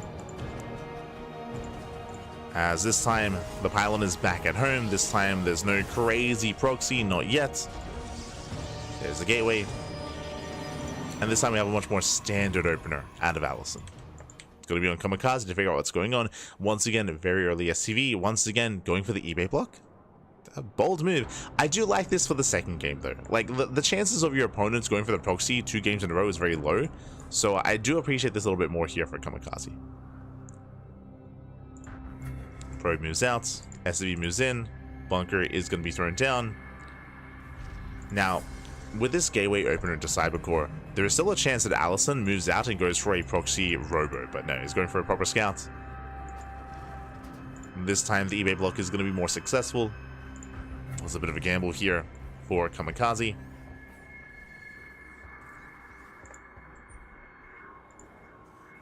But I do like this position a lot more for Kamikaze this time in game 2.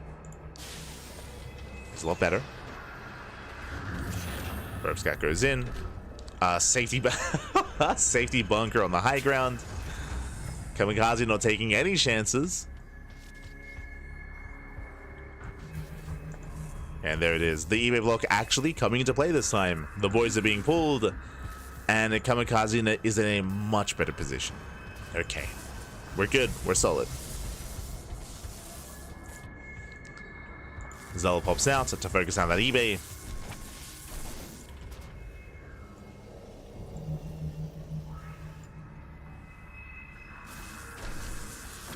And hopefully we cancel in time. Oh, there it is. There's a cancel.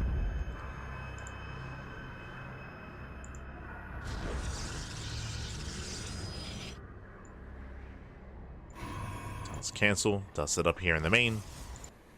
And Kamikaze from here can expand. There we go. CC on the high ground. So we have a back and forth. We have a game of StarCraft here. Despite the chaotic start in game 1, we can now settle into game 2. We can settle in.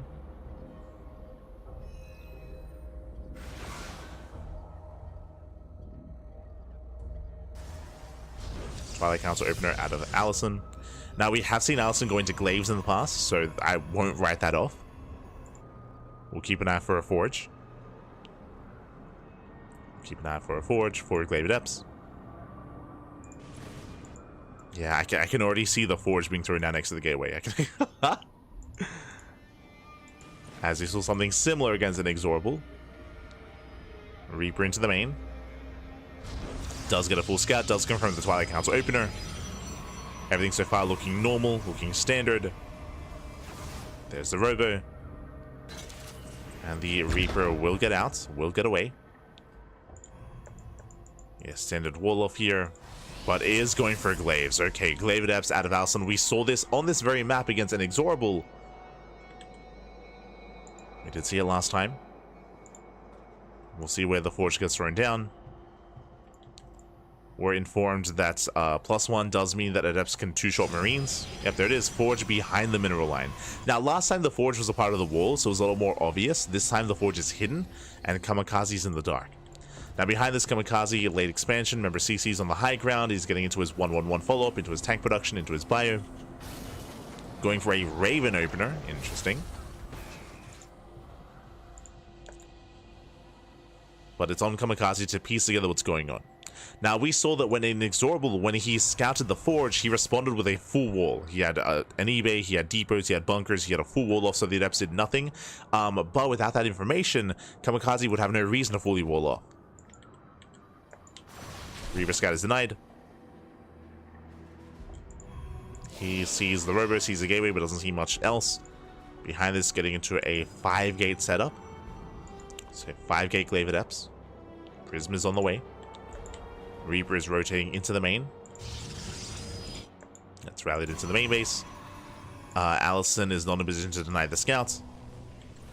So the Reaper will get in and we'll see everything in the main.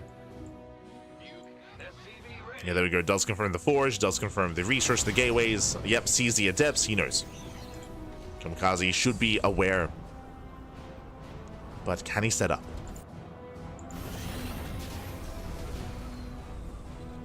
Adepts are already moving out. Looks like Kamikaze, his answer here is to just evacuate the natural. Yeah, just wall up in the main. Makes sense. Again, he has no free like resources to wall off here at the natural base, so he just gives up on the natural. He's going to be contained on one base. Yeah, assuming he evacuates that low ground. Adepts, they shade in. The boys, they pull down to the low ground. They shouldn't be here. The SCVs have to get out of here. Yeah, they're going to go down. Ay, Kamikaze. Yeah, he moves down too soon. 9 SCVs go down. Again, he had clearly decided to defend at the natural, sorry, defend in the main. So moving down to the natural was just too greedy. And does he commit to the shade? Does he go for the SCVs? Not quite. Forcing the lift off. Drop gets spotted. And we do need some defensive back at home. Do we have any warp-ins? Going for the bay. Allison, did you not notice that drop? He has what? 1 Stalker back at home, 1 Shield Battery, 1 Zealot. He is holding onto a warp-in. Yeah, warps and Stalkers here at the natural. Kamikaze does unload. Stim is not done.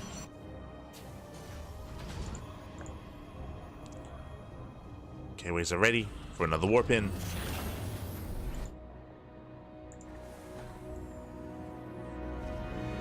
Say thread in the shade.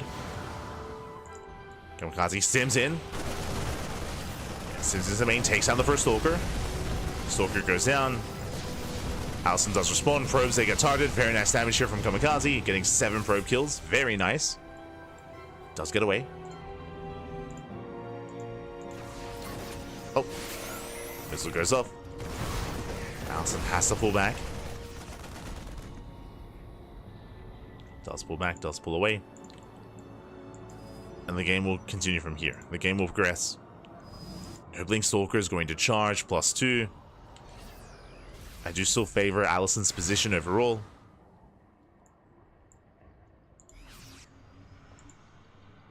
Drop does come back home. Rotating around.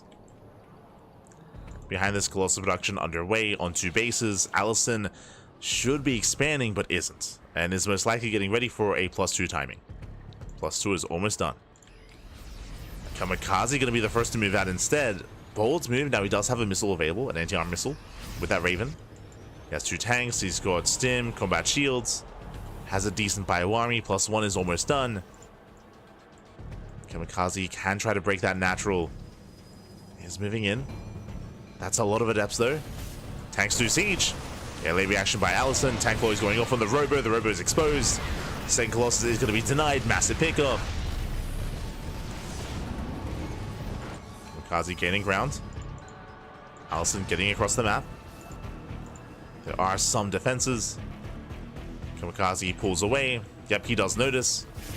And he will defend. He defends back at home. Double drop into the main base. Kamikaze is recovering.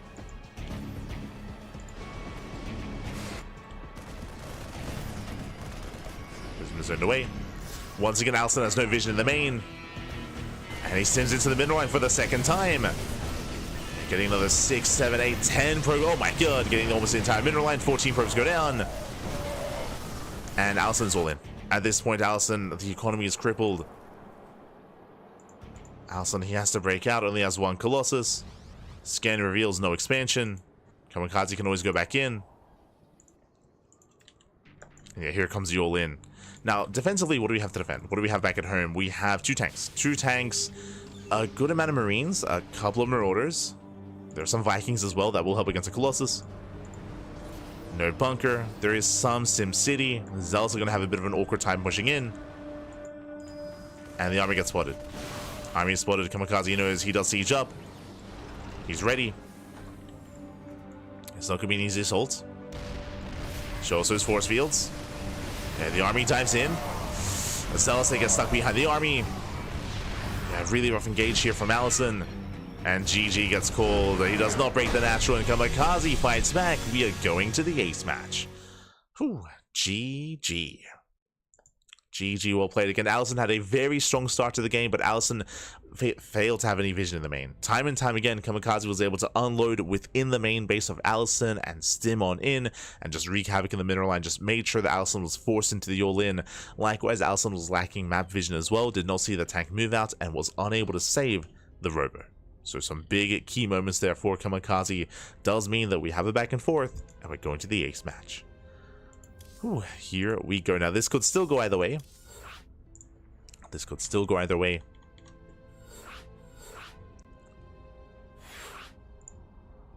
And we'll see.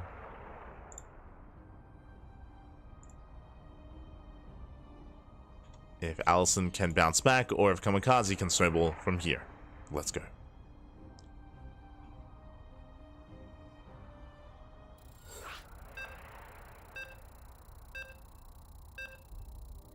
Here we go.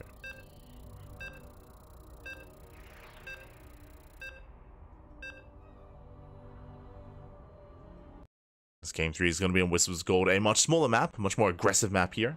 Let's go. Terrans, they just want a macro. Ah, no. That's all they want, Piper. That's all they want. And it's disgusting. As spawning in the bottom right-hand corner of Whispers Gold, we have the Brazilian Terran player, the blue Terran, fighting back, putting a point on the board and forcing the ace match. Momentum is on his side. Can he keep going? It is Kamikaze. And spawning in the top left-hand corner of Whispers of Gold, we have his opponents. We have the Brazilian Protoss player, the red Protoss representing Team The Bad. It is Allison.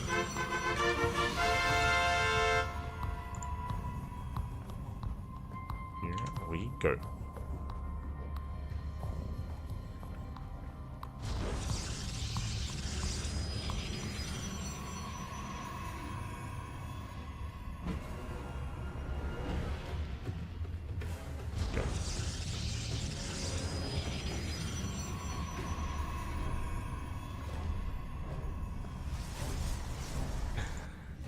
As we are going to be settling in to have Allison moving out once again with the probe very early across the map, and I'm getting deja vu. Are we going proxy immortal, proxy robo?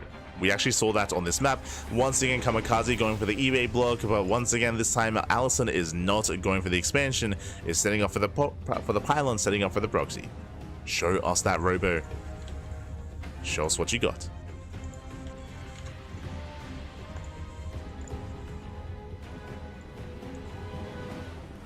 So we have our setup.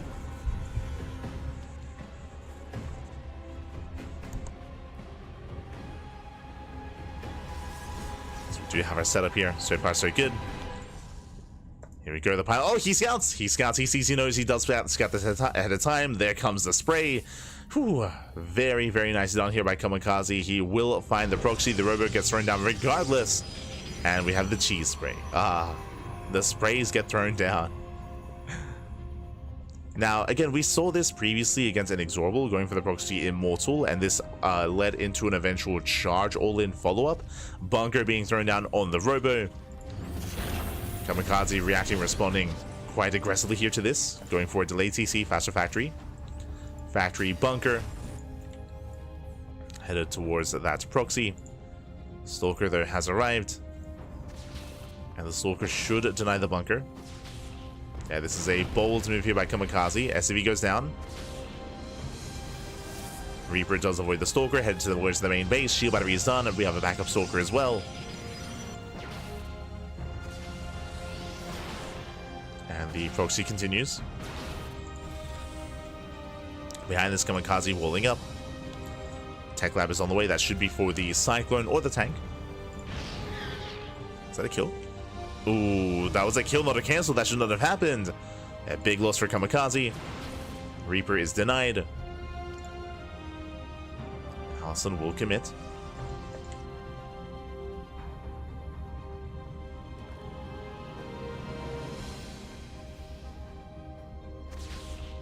Allison will commit across the map.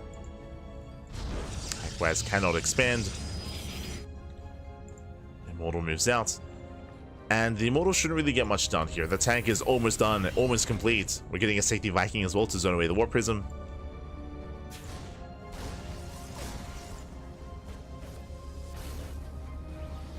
Yeah, tank is sieged. Now, with high ground vision, I believe these depots are still vulnerable, and they may still be targeted down out of range of the tank. It's gonna be close. Yeah, barely.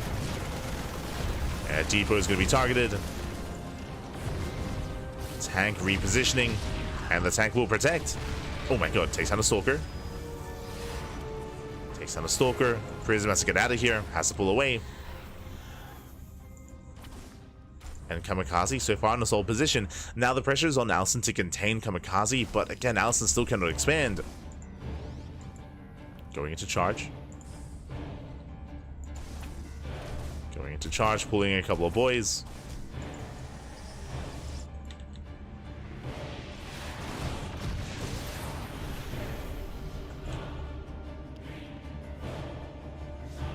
YanXII pulling away. Getting a second Robo. Second Immortal. Prism is going to be targeted, has to get the hell out of here. Yeah, Prism is zoned away. Yeah, one shot away from going down. The Immortals, they hold their own. Now YanXII can expand. Chooses not to.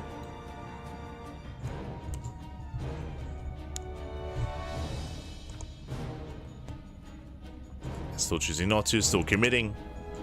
There we go, there's the expansion. He's got a handful of Zealots. Looking to move in.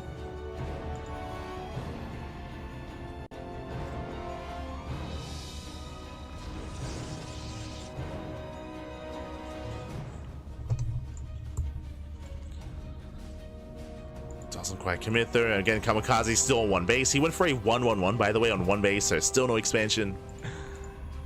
And that means YanXII can just chill. YanXII can just chill, just macro, just saturate on two bases. Kamikaze is still stuck on one. There's nothing pressuring YanXII from pushing into the main. Like, there's no need. There's no need to push into this main base. It would be a mistake if YanXII were to try.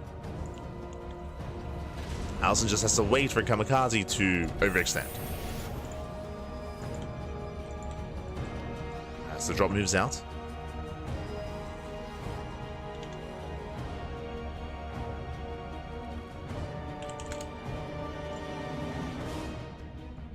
Does move out across the map. YanXII setting up here outside.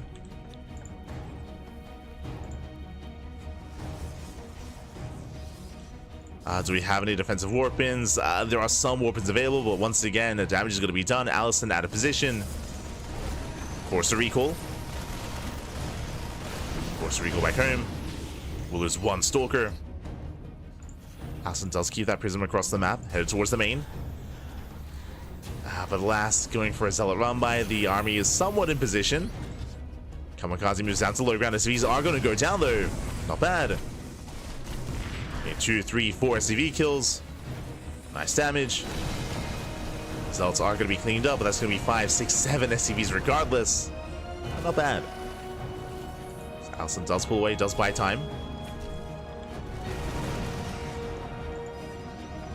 Likewise, back at home, YanXII's in position. Blink is halfway done. Saturating on two bases. But does YanXII turn this into a two-base all-in, or does YanXII expand and get a third? We'll have to make a choice soon. Kazi comes in with the auto turrets. Denies mining. It's one probe so far.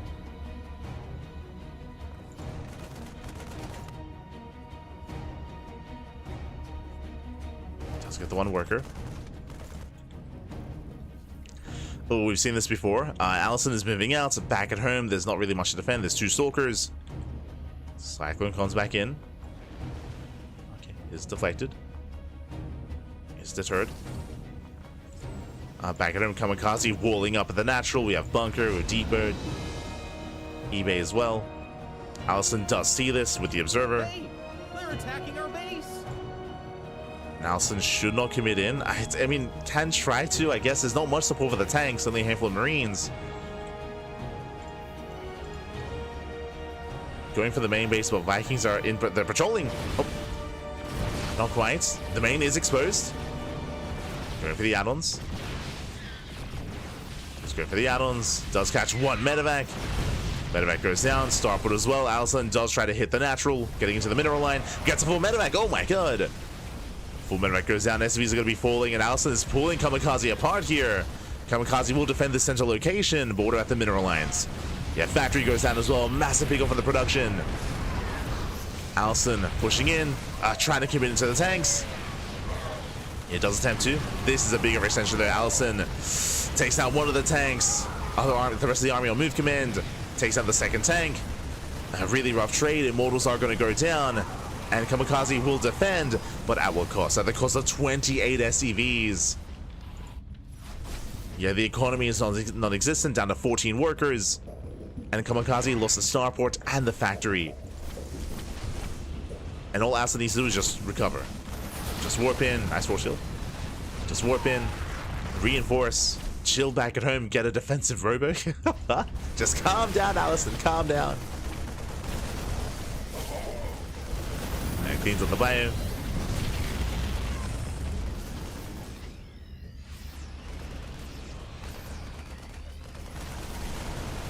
And Allison from here can just enjoy a greater economy. Still reinforcing. Still being aggressive. Doesn't need to be. And Allison is ahead. Warping an extra wave of Stalkers. This time there is no tank.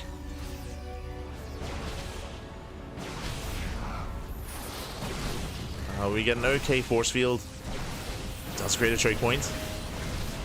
It denies natural. Better force field. Locks down some of these mules, some of the SCVs as well. Pulls away the zealots. Does pull away. Takes down the eBay. Kamikaze stuck on one base, going for a desperation drop across the map. Allison does have a recall. And again, Allison does not have to break this main. Like, calm down, Pappy. Just calm down. Does not have to break the main base. Going for the bunker though. Mr. goes off. Drop gets across the map.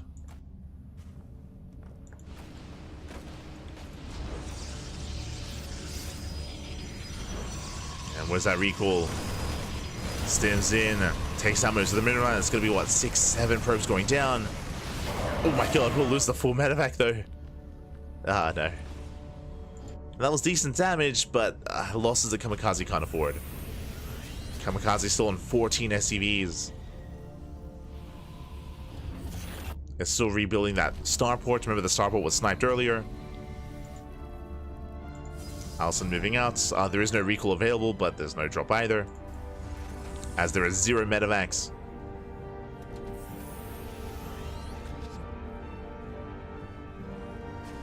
So rotating in.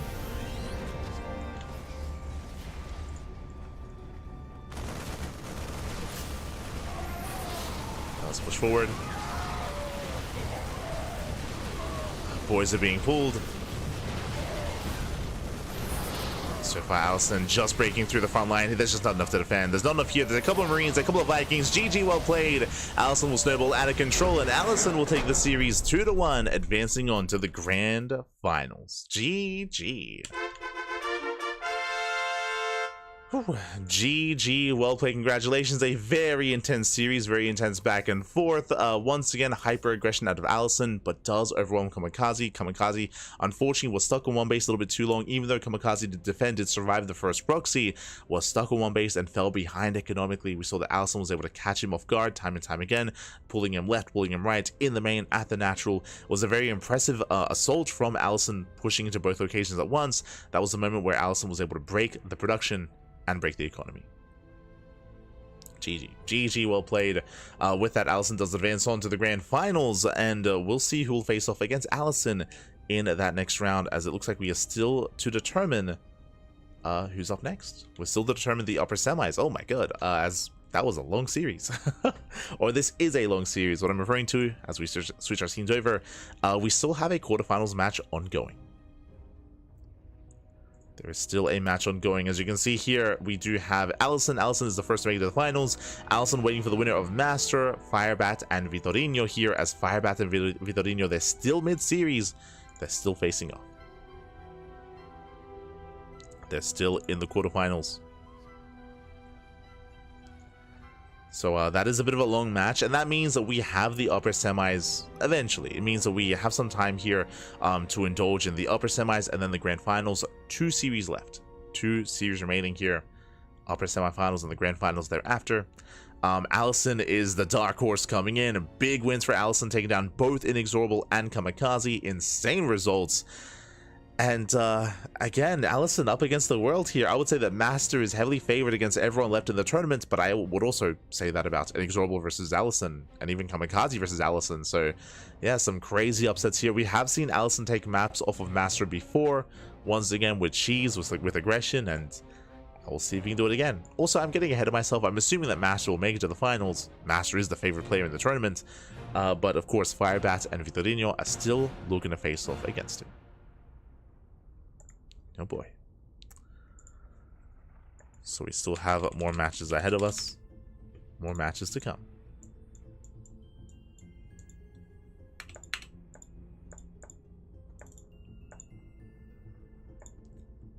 Here we go.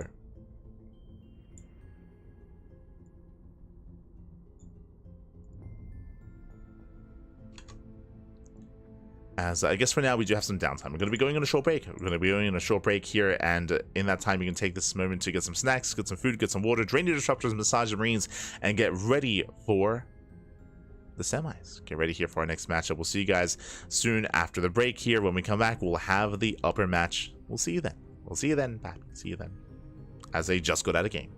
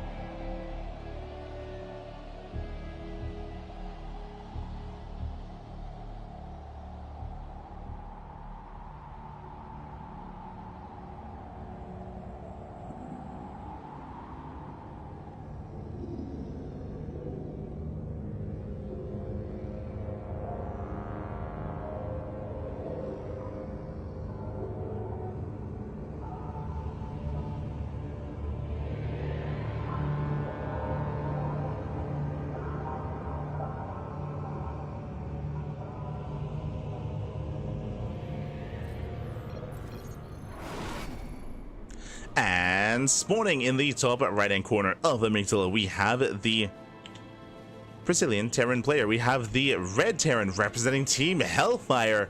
Whew. As we doodle into the quarterfinals, we have Firebat. And spawning in the bottom left-hand corner, we have the Brazilian Zerg player, the blue Zerg representing Eximius Gaming. It is Vitorino.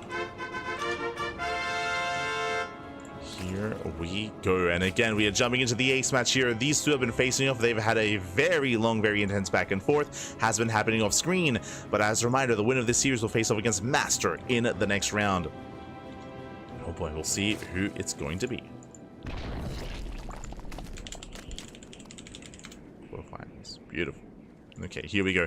Now, when it comes to our players here, we have casted plenty of Vitorino in the past, but I'm unfamiliar with Firebat. I've never casted Firebat before. I'm curious to see how Firebat does compare to Vitorino. Clearly, they are very closely matched, as we have it a back and forth, and we've had some long macro games between the two players. But we'll see how this story ends. We'll see how this story does conclude. For now, Hatch Gas Pool, standard opener out of our Zerg player. Meanwhile, Firebat likewise going for a standard opener as well.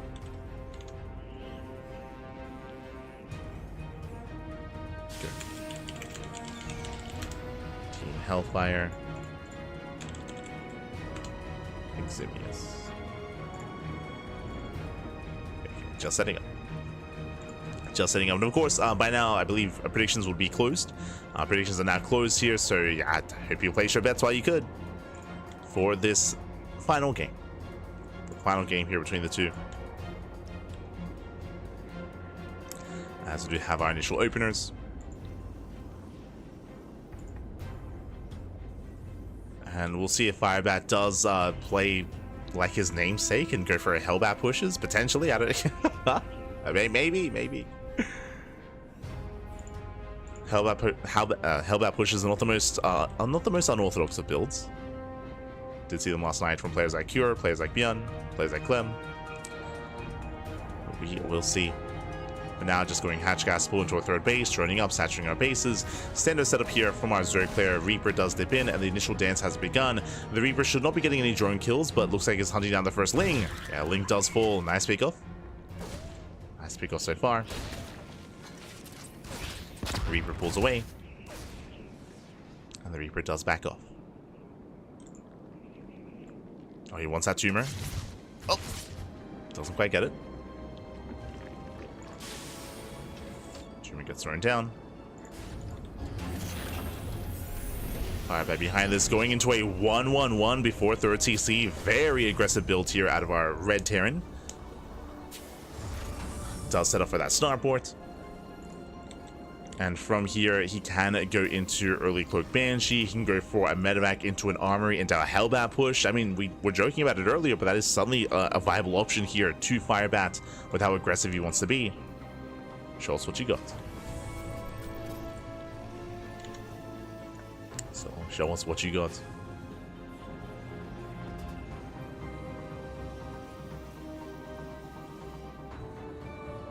Hey, like, hope you're doing well, brother. Oh, glasses, my glasses. Doing well, doing well. Just casting like always. This week we do have a much more intense schedule. We have 2 casts a day every single day. Usually we try to take like half a day off, but not this week. This week we are fully booked. Just because of the the Rex April Madness. So we did decide to commit, and we're also the English casters for another show match series over the weekend. It's on Friday as well. So we are committing. Now, I was assuming this is going to be a Hellbats, but no, it is going to be something different. And it gets scouted. It is going to be Fusion Core into BC. Fusion Core is cancelled, and we do see Firebat does switch gears, does change his approach. Back across the map, Vitorino going for his own lair into gases, into what should be a Spire. Okay. So Vitorino, he is responding to his opponent. Trying to respond, trying to set up.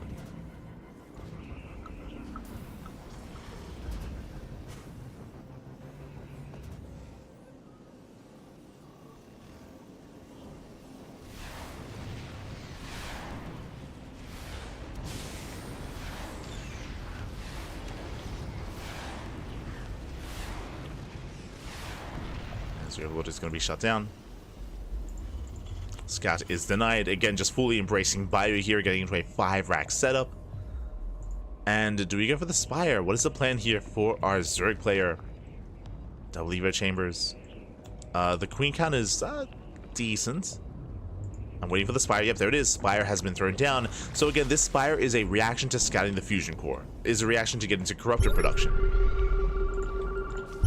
Scan here. Yep, scan reveals the Spire. Now Firebat has confirmation. He's aware of the mutas for the Corruptors. And behind this is going for his own stim setup, his own Bio setup. Now we could see Firebat commit to a push and try to break Vitorino before we can really embrace those mutas. Oh, that's a really fast infestation pit. Very fast.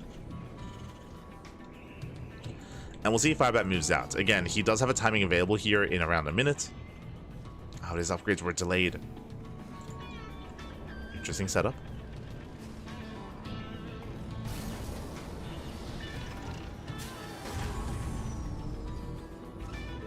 I never respond to my love confessions.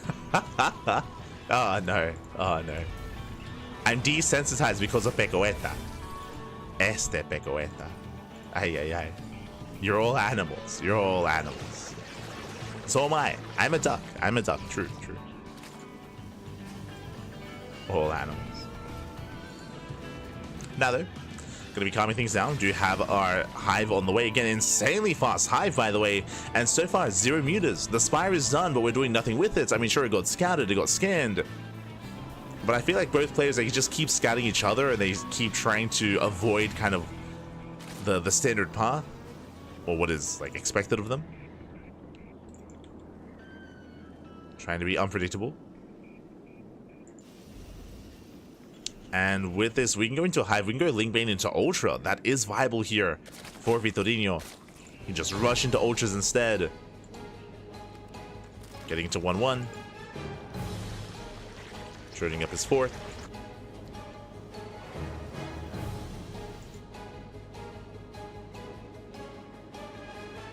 Firebat likewise building up his own bio upgrades here. His own mass bio army. Getting to 1-1. Meanwhile, yo, a big shout to Lunacy. God, Babi God. Thank you so much. Thank you so much for the raid. Hope you had a great stream. Hope you had a great ladder session. Hope you had a great time. Annyeong haseyo, Babi God, Babi God. Good to see you. Good to see you. Hope you're doing well. Flash out at Lunacy.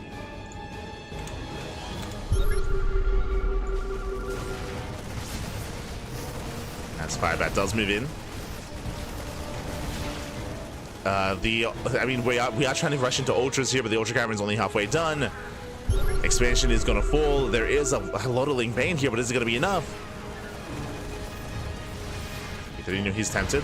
Hellbats did morph in. Firebat, he takes down the expansion. From here, he should be content, but no, he's going to keep going. And does he overextend? Does he have enough? And Vitorino, he commits. Collapsing on top of the army. And he takes down the bio, takes down the tanks. Looks like Vitorino, he barely does not have enough. One tank barely survives. Marines, they can just keep going. And before we can talk about the mutas or any kind of ultras, it looks like, Lings, they hold. Does reinforce, does hold on. Yeah, Firebat did overextend. We do have reinforcements on the way. But Firebat, he's being cleaned up. He's being shut down. Has to pull back. Takes down the active tumors. There's 4 ultras on the way. Still moving in. Still trying to break through. He has done well with this push. But again, he has purely marine tank against ultras.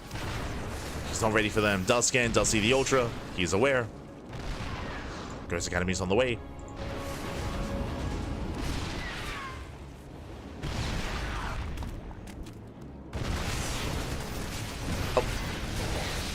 Bio army does get surrounded.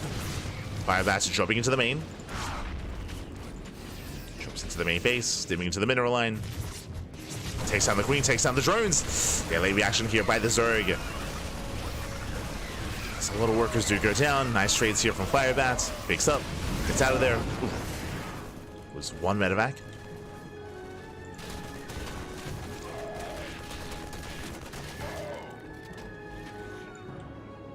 The other is being hunted down. Oh, he can boost! Boost, Papi, boost! Get out of here!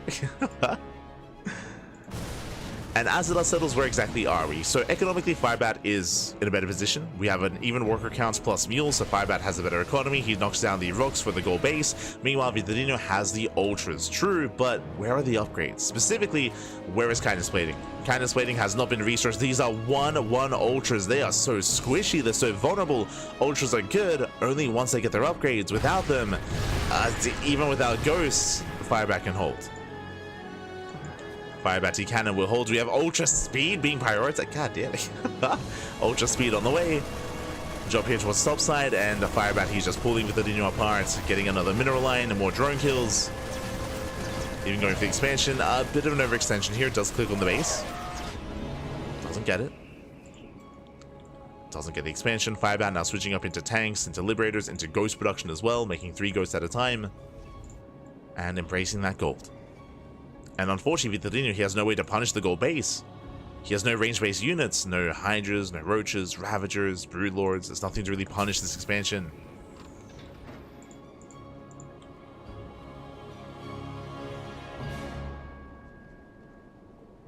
Not like this.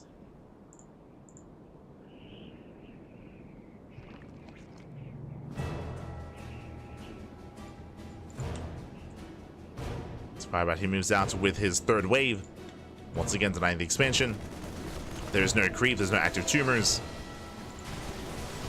It's a kill, not a cancel. It's gonna be a kill. Firebat does kite back, he gets caught out though. Not a bad surround here. Vitorino, he does trade relatively well, but he will be cleaning out ultras. They're losing 1 and 2 ultras go down. Losing a 3rd ultra. And he's not stopping. Oh my god. There we go. The ultras will clean this up though. But at the same time, drop into the natural, and Firebat just can. Oh, sorry, Vitorino, he just cannot keep up. Losing more workers, more drones. The ultras did survive, but alas, he's still bleeding out back at home. And Firebat, he has the gold base. He can afford these losses. Firebat, he can afford these trades. You know, mining is the knight here at the 4th base. More ghosts building up. 2 more CCs on the way.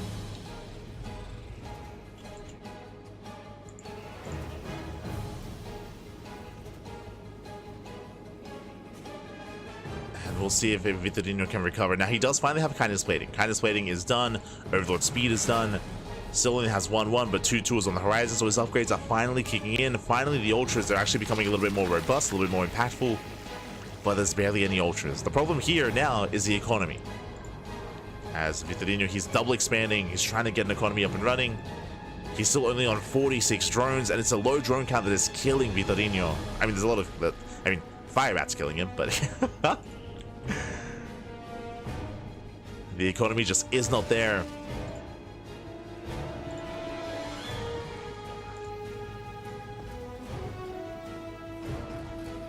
Here comes the push. Here comes the move out.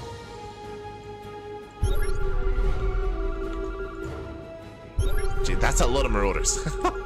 That's how many? That's 26. 26 Marauders. Oh my god. Again, this is an ultra killing army. Ultras are trying to respond. Firebat moving in. He's maxed out. He's maxed out with Tank and Marauder Ghost. With a couple of Marines sprinkled in. 0 medevacs, by the way. 0 medevacs. Just as much DPS as possible. Snipes, they pop off. 1 ultra left. And trying to collapse in, but the ultras, they just crumble. They just melt before the army. The final ultra goes down. And that's going to be game. That's going to be everything that Vitorino had left.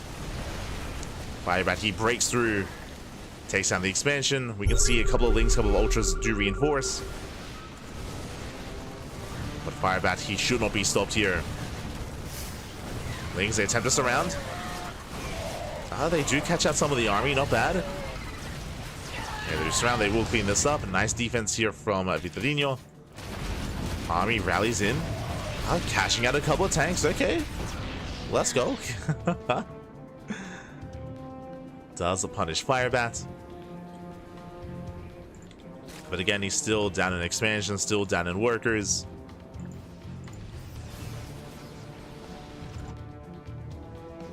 I was in a way almost Vitorino's final army. Oh, no.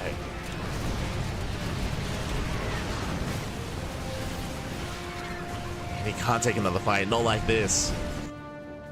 He sees the planetaries, sees the setup. Morphing in Banelings, let's go. Gonna try to knock down the front door. Now just scanning, looking for bases, looking for expansions. Firebat just trying to figure out what's going on. Getting into his own cloak.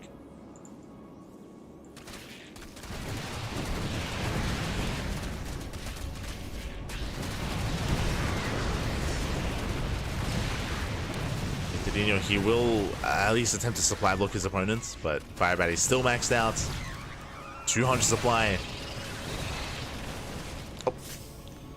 Link Bane rolls in. He's looking for the surround. One final fight here for the Zerg. It's all he has left. He goes to the mineral line. He will get some SCVs. Not the best use of those Banelings though. Yeah, as the army is untouched. Snipes the Ultra. That was the final Ultra here for Vitorino. That's all he had left, man. That's all he had.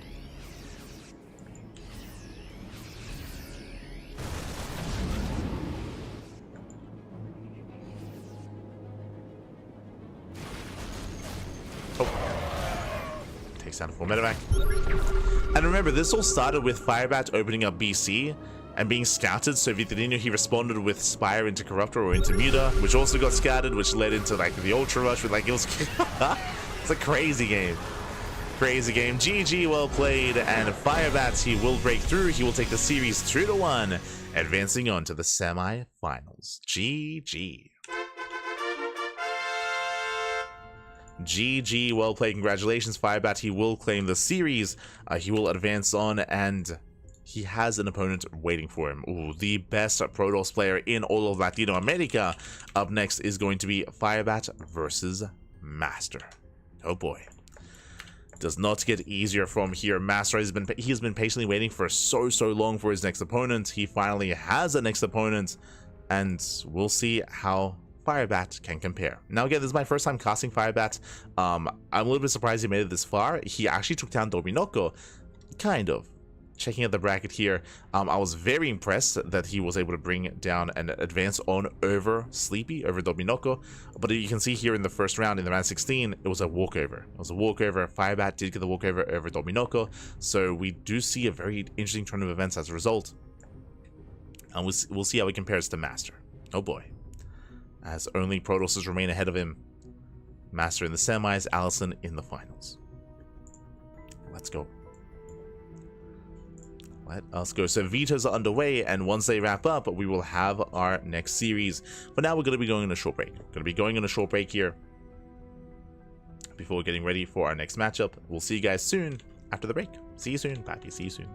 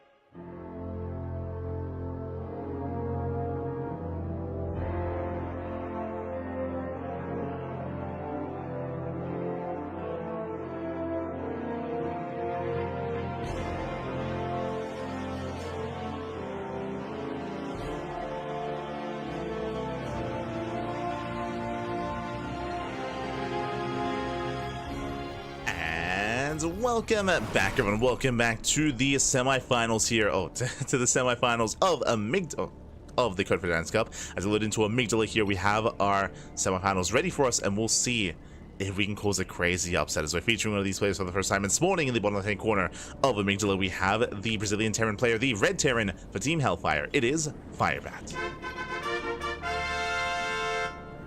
And spawning in the top right-hand corner, we have the best Protoss player in all of Brazil, in all of Latino America. It is MasTeR.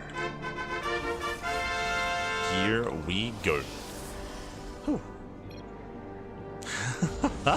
Let's go. Yo, Firebats engaging in the chat wars. Again, they both used to be teammates, both on Team Hellfire. I'm sure good friends. I'm sure.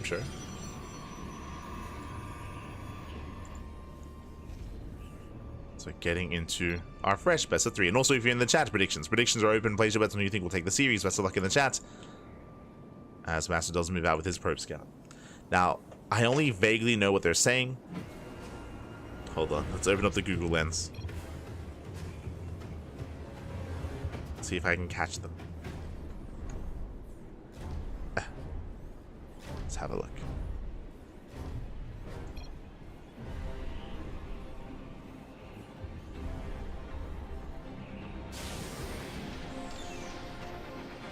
Okay. Yeah, they're just bantering. They're just bantering back. Just bantering. MasTeR, at the end, he's saying, "Hey, stop distracting me with your chat." They're having fun. For now, double gas open into a faster factory. Of course, this is all scattered by the probe. Is fully aware. It's fully aware of what's going on. And likewise, we'll see how MasTeR does respond.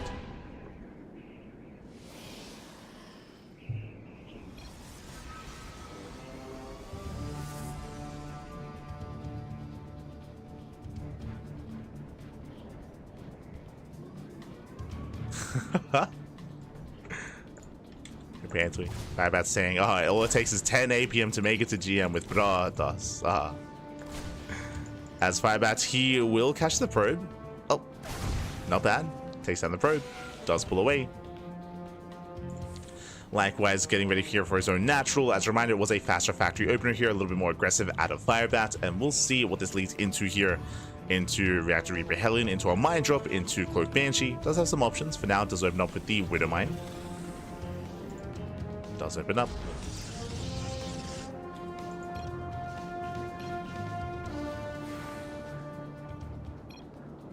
I was saying I should have saved the Reaper. We missed it, but he did lose the Reaper. Reaper did go down.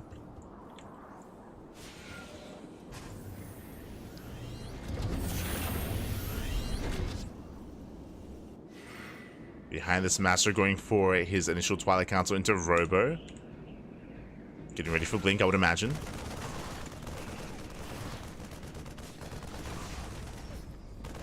Oh. As Mind Shock goes off, takes down the Adept, not bad. Firebat, he does hold, does defend, does survive. He's going to be holding on here. Getting into his own. Yep, we did assume. I mean, this is one of the options here with the double gas opener. It is going to be Cloak Banshee. Let's go. Cloak Banshee is on the way. MasTeR back at home, getting into additional gateways. How many gates in total so far? Getting up to 3, so a 3-gate setup here from MasTeR. 3 gates into Blink.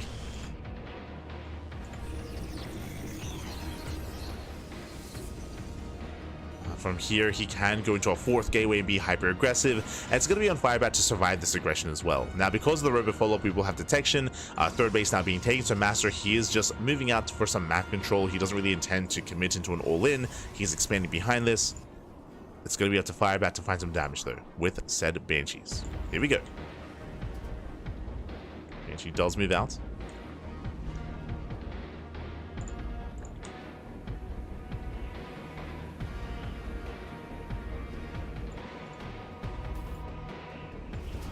She moves out. Firebat setting up back at home. The Observer will actually get eyes on the production. Yeah, there we go. Does confirm. Does confirm Cloak on the way. He sees everything. He knows. He knows. He is aware.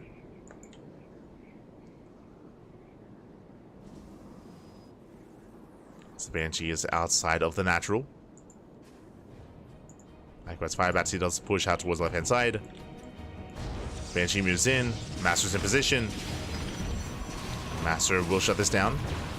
Remember, he has Blink. Takes down the first Banshee. Here comes the main push towards the 3rd base of MasTeR. Safado.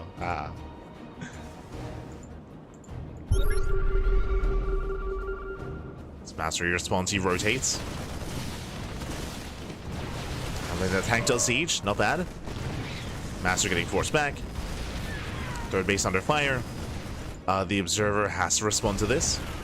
Bunker's going to be on the way here for Firebats. Okay, let's go. Bunker's being thrown now. The next is taking a lot of hits, taking a lot of damage. The boys are being pulled, and he wants those tanks. He gets one. Takes down one, takes down the other. These are vanilla Marines, and both tanks will fall. Oh, the Stalkers, though, so many of them do go down. Does deny the Bunkers. Oh, does click on the bunker itself, though. Not ideal. Now pulls away. Banshee wreaking havoc in the main. Yeah, very chaotic attack here from Firebat. He does try to trade well, but he will lose the army. And MasTeR will hold. And MasTeR still enjoys the better economy. Still up in probes. Up in bases. This was very committed here from Firebat. And he does not break MasTeR. He doesn't break him. Does cause a lot of havoc, true. Does cause okay, so he's saying he did better than Kamikaze. Hold on. Yeah. Oh no. Oh no. He's saying he's joking. He's joking. Aye, aye, aye. From here, Storm is on the way, MasTeR getting to a splash damage, and again, like, that was a pretty close hold. Damage was dealt, probes did fall, 21 probe kills, but despite that, MasTeR survives, and MasTeR still has a greater economy. That's crazy, where he would lose 21 workers and still maintains a lead. Firebat was basically 2-base all in, and he did not break his opponents. And from here, Firebat is falling behind, there's no third CC, there's no expansion, there's no follow-up.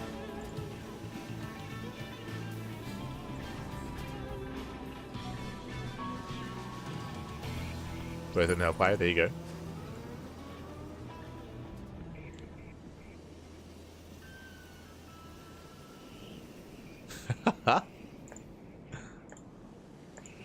Thank you for the translations. Thank you, thank you. Yo, shout out to Viperdinho in the chat for the translations. I had a rough idea of what was being said, but only a rough idea. Only rough.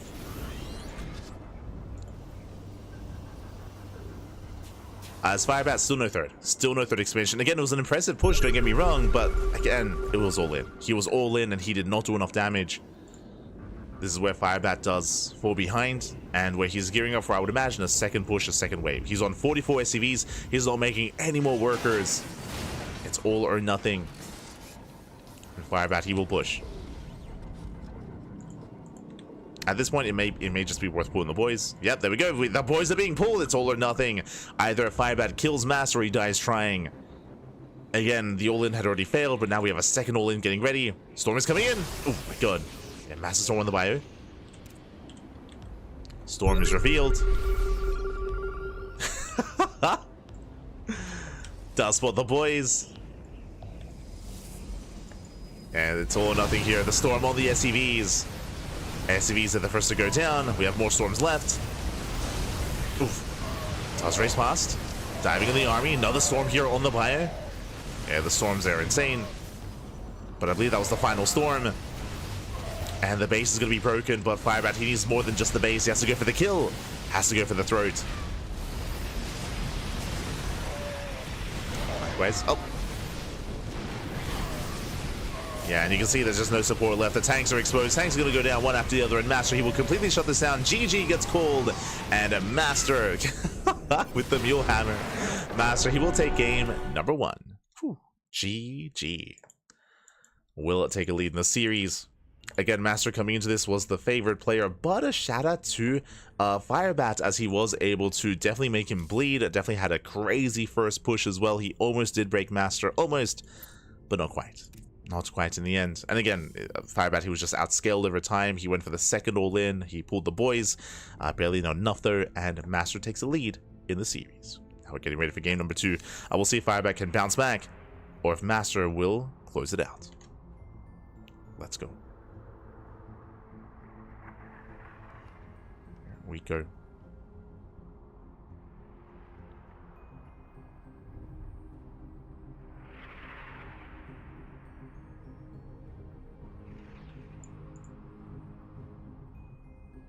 Go. Oh, so we're getting into our next game.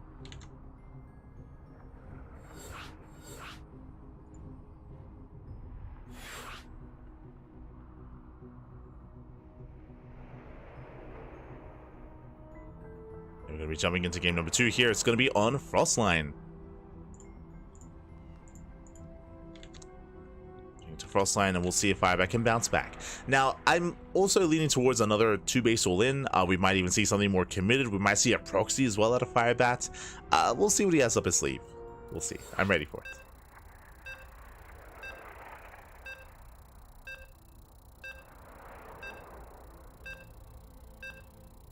I bet on Firebat. He touched grass. Let's go.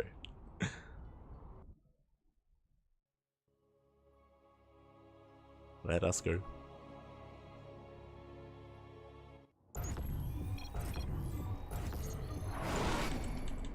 As morning in the bottom left-hand corner of Frostline, we have the Brazilian Terran player, the red Terran, representing Team Hellfire. We'll see if he can bring it back here and force said ace match. It is Firebat. And spawning in the top right-hand corner, we have the Brazilian Protoss player, the blue Protoss, also representing Team Hellfire. It is MasTeR, leading the series 1-0. Again, we'll see if he can close it out here. Again, I was quite impressed by Firebat's 2-base all-in last game. Again, he was able to do quite a bit of damage. It was able to get quite a bit done. I mean, hey, even MasTeR gave him praise, in a sense, by throwing shade at Kamikaze. But it was impressive. So we'll see if Firebat can try to get one out over on his opponent. This time he's not chat rushing. This time staying silent. Outside of GLHF. Yo, Firebat, he's locked in. He's locked in. He's like, hold up. You know, I actually did quite well that last game. What if I actually put in my all? Let's go. What if he commits? Oh, never mind.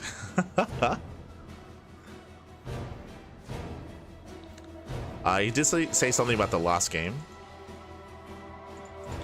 Saying how did it not work last game?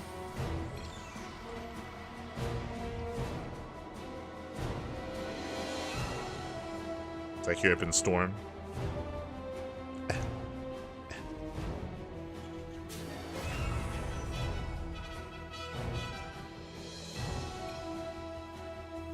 Okay. So MasTeR, he's saying that INexorable made him open Storm every game. Firebat, who was asking for tips from that game 1 as well.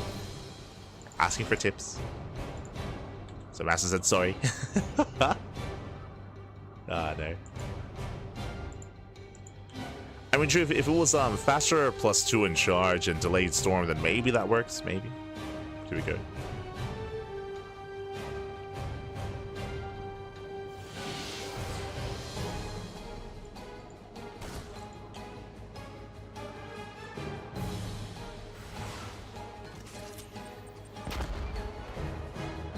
So now we have our standard openers, nothing too crazy, nothing too wild. It was a racked expand out of Firebat going for an economic start.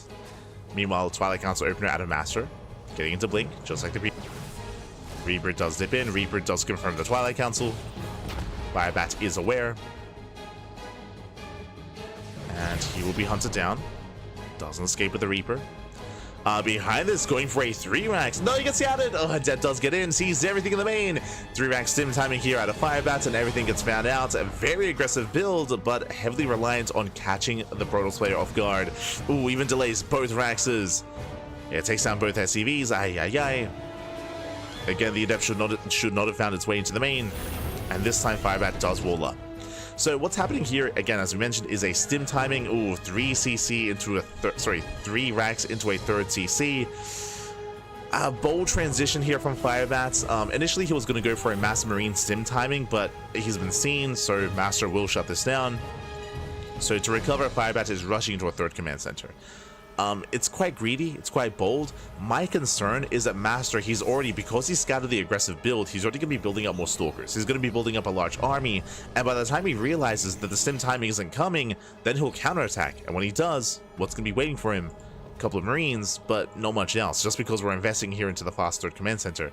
So I'm concerned for Firebat. We'll see if he can buy time and gain map control and delay any kind of move outs. We'll see. As MasTeR does take his 3rd.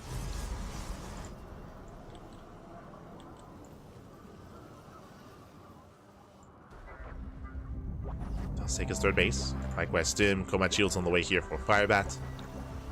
Setting up back at home, building up his bio army. MasTeR getting a safety shield battery. Again, MasTeR is playing it safe because he did see an aggressive build, but he will soon move out.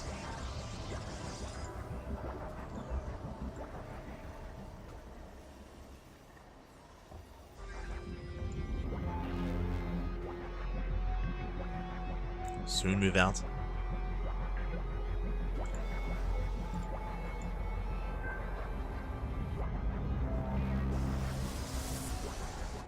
Yep, does move out across the map. We'll see the low ground setup. We have a bunch of bio here in the main. The Observer, oh, gets spotted. Keen eyes out of Firebat. He's hunting down the Observer. Observer does confirm the third CC. No, does he get away? He does. Oh my god, just barely. No, no. Second skin does hunt down the Observer.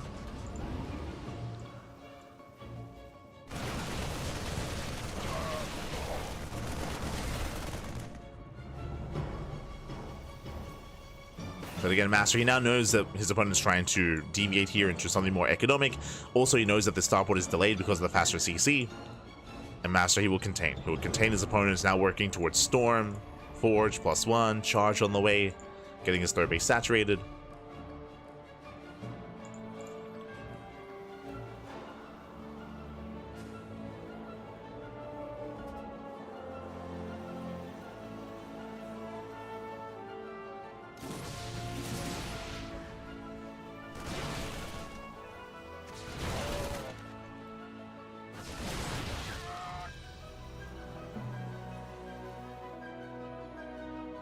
MasTeR's just containing, getting to his own gateway explosion.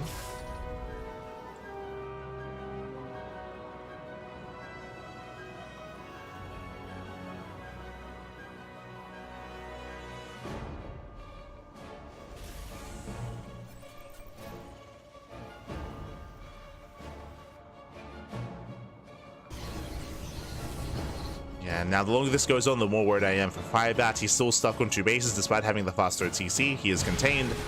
Does try to break out. MasTeR blinks away. Storm is halfway done. Firebat, he does commit. He does avoid the main army. Headed towards the 4th. Oh. Do we have any medevacs? 2. Okay, 2 medevacs have arrived. Firebat, he pulls away. The longer this goes on, the worse it's going to be. Again, Storm is almost done for MasTeR. Storm is almost there. Firebat just getting his third CC. MasTeR getting ready for a Zealot run by.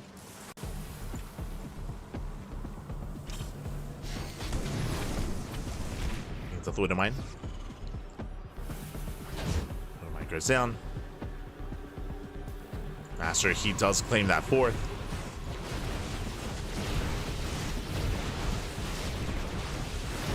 Getting into a greater army now. Stalker, Chargelots.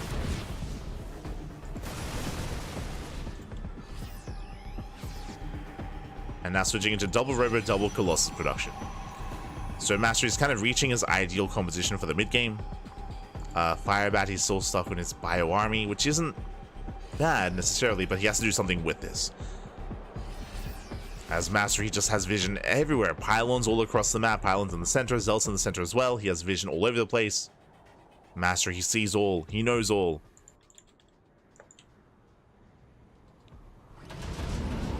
Firebat, he has to commit. He pulls the boys. Oh my god. Does pull some of the boys. Let's go. Breaks through the Zealots. The boys that get spotted towards the left-hand side. Boys are being pulled away. We get a storm drop into the mineral line. SCVs are going down, but that means that there's limited storms back at home. There's still 3 High Templars. Still 3 High Templars. Still plenty of storms. SCVs, they move in a little bit prematurely. Storm will zone. We have 2 more storms. There's another storm. There's 1 storm left. Oh, there's the final storm. I mean, the army is still quite hefty. Still a lot of HP here in these Marauders. Yeah, another storm connects. We need that extra warp in. MasTeR, he's barely holding on, and he will clean this up with that warp in. He shuts down the Marauders, shuts down the Bio. We get that Mule Hammer, and MasTeR, he will overwhelm. Yeah, he does hold against the all-in. GG gets called. Good luck as well. And MasTeR will take the series at 2-0. GG. Whew. GG, well played. Congratulations to Firebat for making it this far, for making it all the way to the semifinals. Very impressive, but last he will be overwhelmed, he will fall, and MasTeR will make it to the grand finals. MasTeR, he was favored to do so. MasTeR, he's the favorite player in the entire tournament. I say that, I would have said that INexorable would have been the one to pose a threat to MasTeR, but Allison had other plans. Allison did have other plans. And speaking of, that is the grand finals ahead of us here. It's going to be a best of 5 between MasTeR and Allison. Let's go.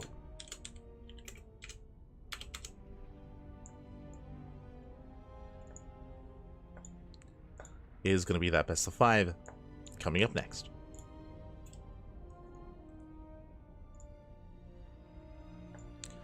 As you can see, those results coming in. Of course, again, YanXII having an amazing performance so far, taking down both Kamikaze and INexorable to make it to the finals. And there is a MasTeR, not dropping a single map so far. Took down Yan, took down Lord Krast, and took down Firebat as well to face off in those finals. Here we go. Now, coming into this, MasTeR is going to be favored, but YanXII has taken maps off of MasTeR before, and YanXII has taken series off of MasTeR before as well. But those have been upsets, right? We'll see if he can cause another upset. YanXII has been looking insane here tonight. We'll see if he can pull it off. We'll see if he can pull it off once again.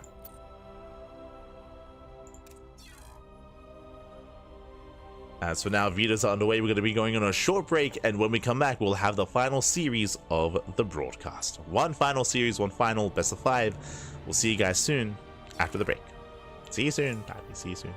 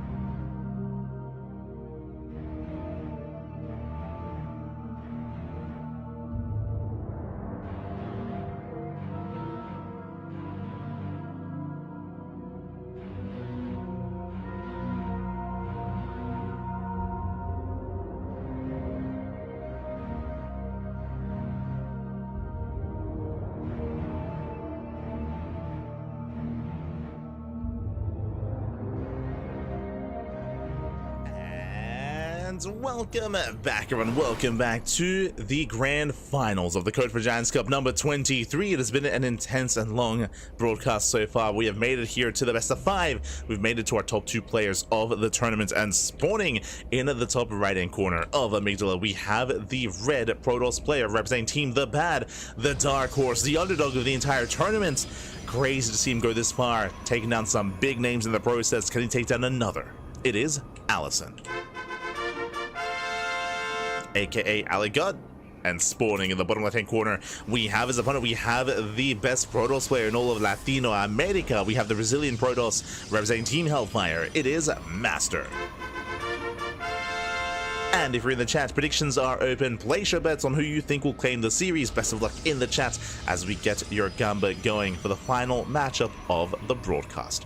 Now, coming into this, YanXII is always a dark horse, is always a difficult player to read just because YanXII is incredibly cheesy. YanXII did all in and cheese the hell out of both INexorable and Kamikaze to make it this far, and YanXII has cheesed MasTeR out of tournaments in the past before, but it's a little bit more inconsistent, right? That's the downside of being a hyper-aggressive player, is that at times it's not the most consistent of play styles. At times it can succeed and work, at other times it cannot. So we'll see if he can pull a fast one over on MasTeR. I'm assuming that YanXII is going to be cheeky. I'm assuming that YanXII is not going to play standard. I'm making that assumption. Meanwhile, we do have our 2-gate opener out of MasTeR, likewise 2-gate opener out of YanXII. Everything so far is looking normal. Everything so far is looking as it should. Second pylon in the main base, so there's no proxy. MasTeR confirms that there's no proxy, there's no hidden pylon. There's no fake pylon either. Or fake proxy, I mean. Oh, there it is.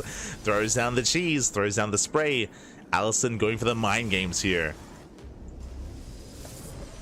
Does attempt a mind game so far. Standard opener, Stalker into Sentry, likewise Stalker Sentry out of MasTeR as well. Despite the reputation, everything so far is looking normal from YanXII, and from MasTeR as well. Everything so far is looking standard.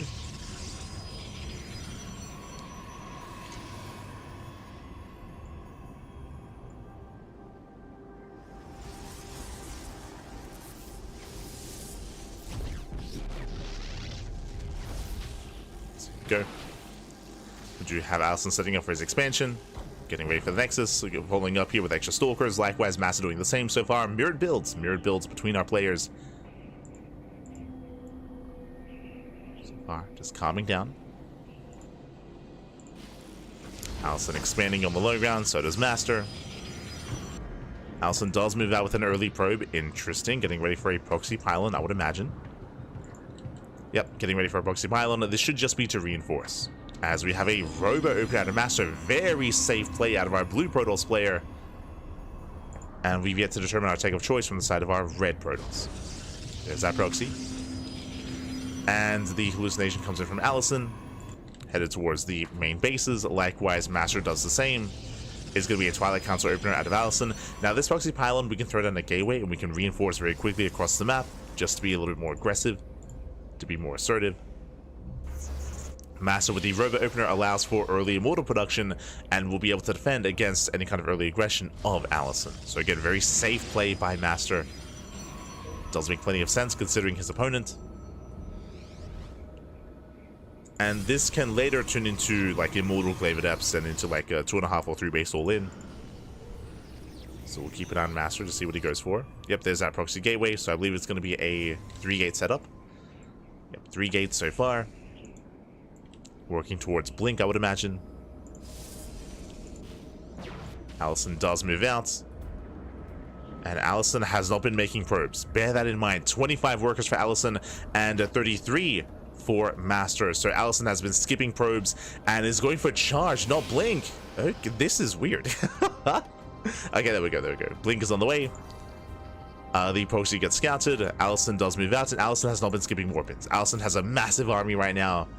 And again, YanXII has not made a single probe in quite some time. 0 workers here, or 0 workers have been made. It's all or nothing for YanXII. It's like a hidden 2 base all in, or hidden really 1 base all in, really. It's like it's a fake natural. Natural's fake. Does move in. He has force fields. Has a massive Stalker army shield wires in already. But nice force fields out of MasTeR. He does lock down the army. Yeah, half the army not attacking, not doing anything. 3 Stalkers going down. Very nice defensive fire to MasTeR. Once again, he looks down those sentries, make sure there's no way out of this. The cannon does finish tanking shots. Takes down both sentries. And the Immortal has arrived. A GG gets called. Again, with the arrival of the Immortal, MasTeR, he will hold, and he will take game number 1.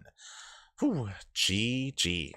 Very nice control out of MasTeR. Again, going for a safe Robo opener into the Immortals. We saw that he just had to buy time for the Immortal. He had some amazing force fields. And Allison going for a fake natural. 1 base all in. Was caught out. Did not quite achieve what he wanted. Did not break the natural. Very nice, solid defense out of MasTeR. GG. GG, well played. MasTeR does hold. MasTeR does defend.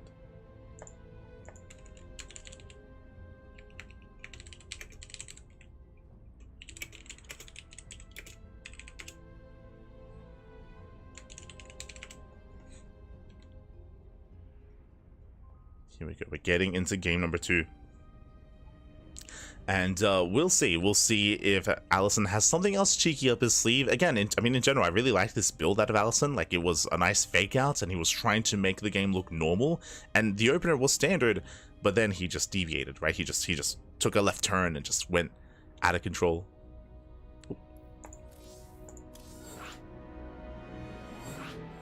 And we'll see what other cheeky builds Allison has in store for us. So jumping into game 2. Game 2 is going to be on ley lines.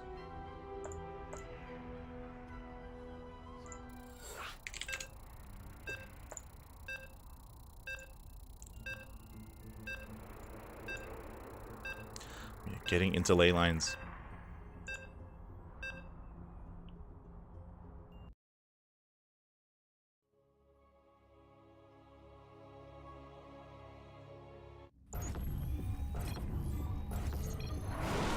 As spawning in the bottom left-hand corner of ley lines, we have the blue Protoss player, the blue Protoss player himself from Brazil, leading the series 1-0. It is MasTeR.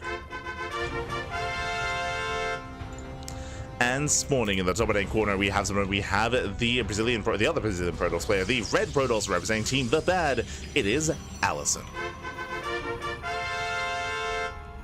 Here we go. And as you saw in the last game, even if Allison does open standard, that doesn't mean he's playing standard. He can open 2-gate opener into a Cybercore, into a Nexus, and then he just won't make probes. True, it's possible. He might just play inefficiently, get a natural base, and have no intention of saturating just to make it look like a normal build. Now, I wouldn't be surprised if MasTeR opens Robo every game. Remember, last game he had a Robo opener, very safe way to play, and against a player like Allison, it would make plenty of sense to go for Robo first. Meanwhile, Allison moving out this time with the proxy. Oh, my apologies. The probe does move out. It does hide behind the mineral line. Interesting. 2-gate opener back at home. Does he come into a pylon, or is he just keeping his probe hidden, is the question.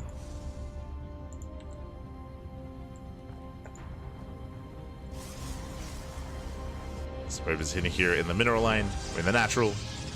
Cybercore gets thrown down. I'm curious to see if he does throw down his pylon here, just as a fake proxy pylon. Like, obviously, it can be used to be aggressive, but no, okay. Pylon gets thrown down. Never mind. So pylon gets thrown down. Oh, double pylon.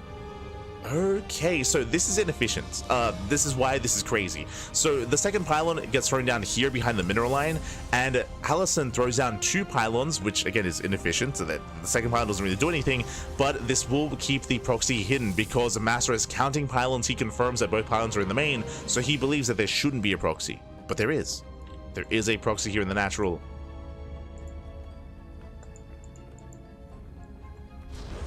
It is like inefficient, but that's why like it works, so that's why it's hidden. There we go, proxy Robo in the natural base. Now this is going to be later than a regular proxy Robo because Allison did have to make a 3rd pylon instead of proxying with the 2nd pylon.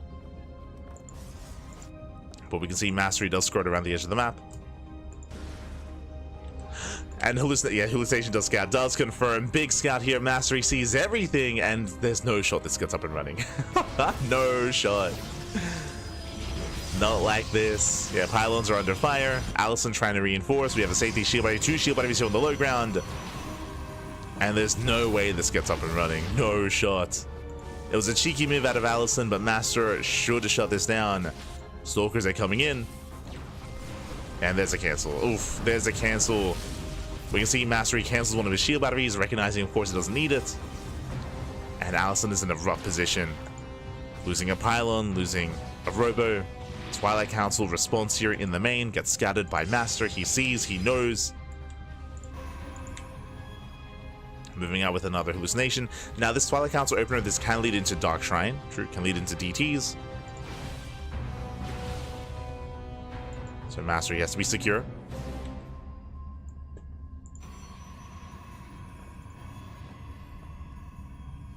Has to be secure here. Yo, shout out Rowdy. You can see YanXII throwing down the cheese. I wonder if this probe was planning to go for a pylon for the proxy Dark Shrine. I wonder. It's possible. But MasTER's all over this. Going for Glaive Adepts. Oh my god. But it's the Rowdy. Good to see you, Pappy. Good to see you. Always, always. Shout out to Big Mac as well. Making me hungry, Pappy. Making me hungry. Oh no.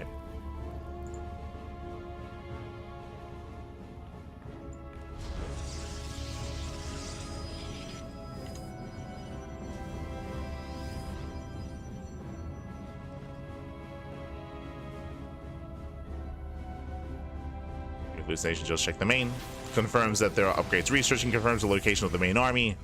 MasTER is aware. Is aware of what's going on. Just non-stop hallucination scouts. You can see MasTER is a little bit paranoid. He's just making sure there is no proxy pylon, no proxy Dark Shrine. Ensuring that he is safe. Behind this, once again, Robo Opener, which makes sense. Robo Opener into Immortals. We did mention earlier that we expect him to go Robo every game in this series and build up that Immortal count. And this is going to be a 2-base all-in. For those who are curious, that is what Immortal Glaives is as a build here from YanXII. Should be a 2-base all-in. Glaive Adepts, they do a great job at tanking Stalker shots and tanking Immortal shots. Like, they're quite robust, I should say. Gateway Explosion. And once the War Prism arrives, YanXII is going to just send it. He's going to pull the trigger, rally everything across the map.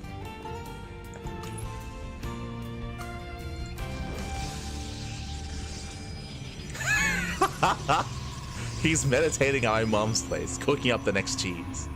Ah. Let's go. Look at this handsome stallion on the casting grind. Oh no, Esther Rowdy. We're grinding. You're all animals. You're all animals. You got Nutella. Yo, Nutella on toast is so good.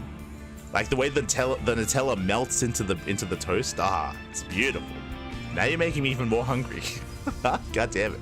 But here we go. YanXII does commit. Here comes the all-in. Back at home, we have a wall of shield batteries on the way. We have some force fields available as well. MasTER, he's ready to wall up, to roll off, and to cut this army in half. Yeah, cannon's finishing up as well. MasTER is just so well ready. She's just so well set up for this. Now at Fs, they can still pop off. True. Oh. YanXII pokes in. Pokes in, goes for the shade. We do have a full wall here on the high ground. YanXII is going to be stoned away. Prism taking a lot of hits, takes a lot of damage. Oh my god. Will survive. Sentries, they move in position. Does go for the force field, not bad. But MasTER is well split up. MasTER still in a better position. Disruptor has, Jesus. Disruptor has arrived.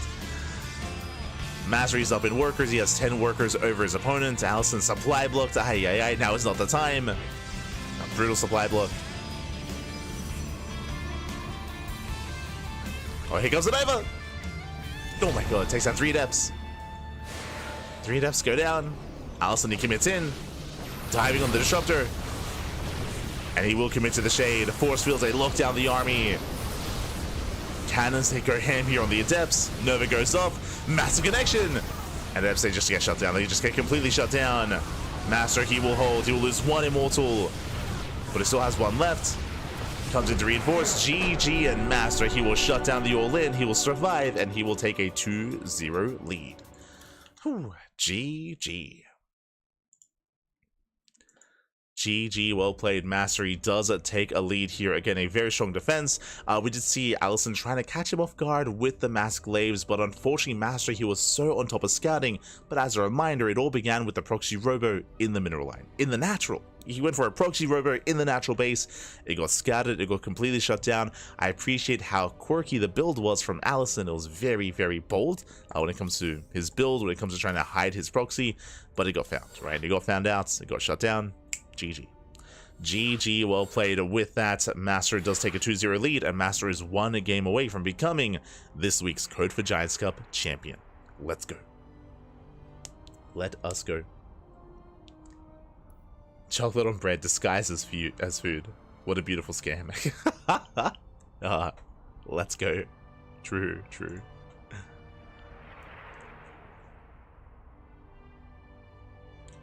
I haven't had breakfast yet, but you know what? I have some Nutella. I have some bread. I might indulge. Some Nutella on toast. It's good. It's good. We are jumping into our next game.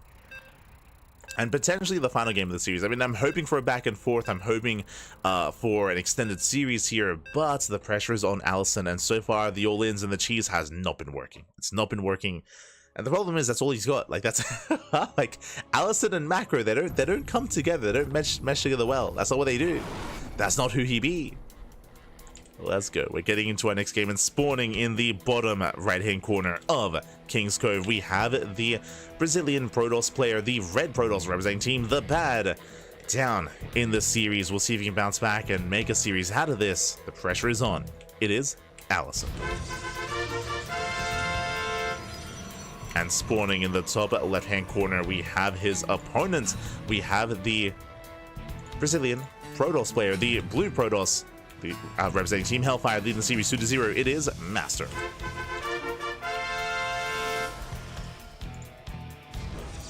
Did I forget predictions? I didn't. Okay, thank God. Thank God. As we do load into King's Cove, one of the larger maps of the map pool, very large map. Known for macro, known for longer games. That is not what YanXII is known for. So what do we go for? What's the plan? Oh, let's go. As YanXII, he's going to be opening up with a proxy pylon. Now, with this proxy in the center, this looks like a prime location for a proxy robo, for a one base all-in. And I believe MasTeR is setting up for that. 2-gate opener. Yep, 2-gate opener back at home. He will hide the second pylon.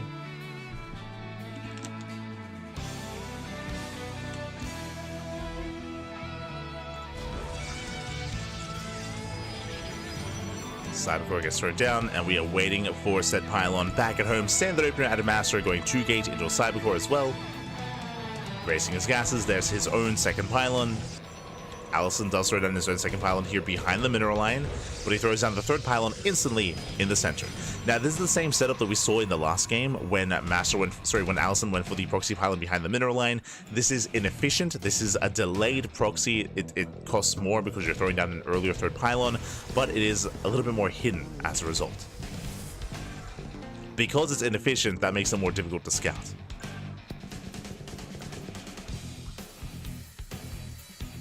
MasTeR pulls away.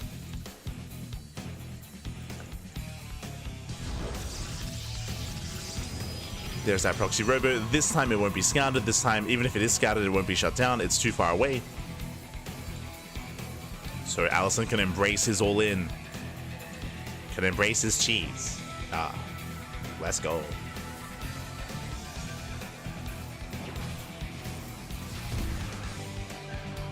Can embrace the cheese. MasTeR moving out with this hallucination.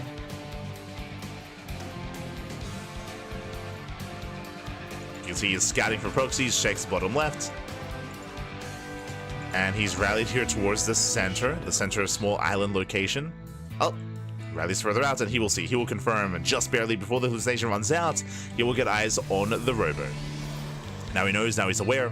He won't be able to stop this, but now he at least knows what's happening. And back at home, shield batteries. Shield batteries are on the way. We should be going for a safety robo as well into immortal production. MasTeR setting up back at home. YanXII reinforcing.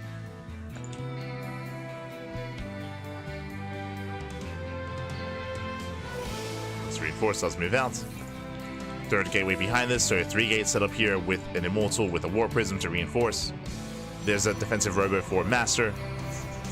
And once again, the win condition for MasTeR is just to buy time. To buy time to make his own Immortal. He just needs more time.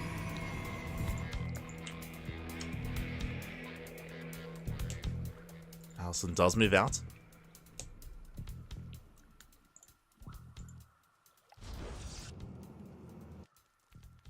Does move out. Here we go. Going to be reinforcing with more Adepts. With the help of the Prism, can head into the main. MasTer's ready though. MasTer is ready for this. Oh! Sends away the Prism. Oh, Prism takes a lot of hits, but does make it through. Does barely make it through. Extra Warpins on the way. Stalker almost gets caught. And Allison is committing into the main base. Shield Battery is done in time. It's all or nothing for Allison. Force Fields lock down the Immortal. Nice juggling. Does pull back. Does cut back. MasTer's own Immortals on the way. In production. Allison being forced back. Bleeding out of depths. That shield battery putting in a lot of work. Keeps those sentries alive. Another force field zones away that Immortal. The boys are being pulled. And MasTer is shutting this down. MasTer just getting on top of the army. Has to kite back once again though. Bleeds out a couple of probes. He can afford to lose them. A couple of workers go down.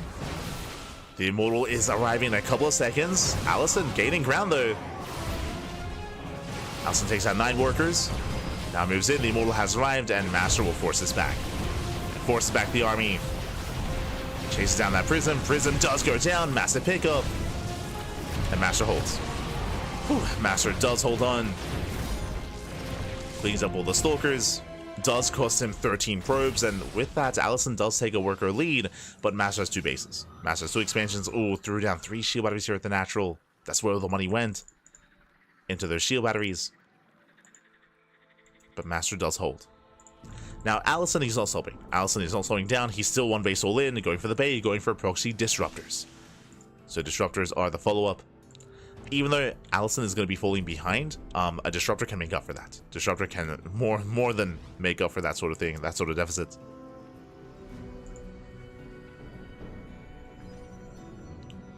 So this all-in is still possible, still viable. On top of that, the Immortals did survive.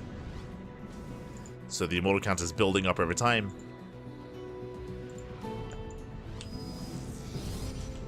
Allison hasn't seen the defensive setup here at the natural, and I'm not too fond of the idea of pushing into all these shield batteries. But he doesn't know. It's now moving out. Does see the wall of shield batteries. MasTer can engage. Oh. Respects the army. Allison rotating into the main, thinking about rotating. Still looking for a way in. Disruptor has arrived. That first Nova is going to be a big one. What does he go for? MasTer, is he paying attention? He's holding onto that Nova. Oh, does commit. And here it goes. Nova pops off. Nice splits. Very nice split, but the first Immortal is going to be locked down. Does get away. And the first Nova, not quite worth it. Instead, the counter force fields. MasTer locking this down. Rotates with the rest of the army. Takes down the Adepts. And takes down the first Immortal as well. Yeah, Allison losing just far too much here. Bleeds out the Adepts. Loses one of the Immortals. Has to get the hell out of here. Has to pull away. 1 Disruptor left. Never goes off. No connection. Second Nova. Once again, no connection. That's all he had. Just 2 Novas. Oh. Can't engage though. MasTer has to take it slow. Just calm down, take it slow. Getting his own War Prism. Getting another shield battery.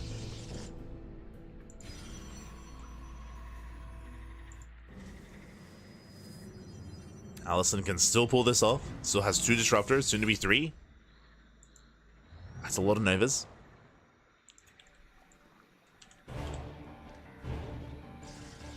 Likewise, MasTer now has his own War Prism. Mineral field depleted.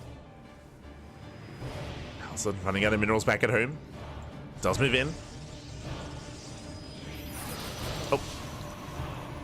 Does move in. Nova goes up. Oof, takes down one of the stalkers. And takes down another 2, another 3. Oh my god. And Nova's a pop off, but the last immortals, they come in. They pull for defense. They shut down the army. Ooh, nice control. Does pull away. MasTeR holds. He cleans up every single disruptor. That's 3 disruptors going down. Allison dropping into the main.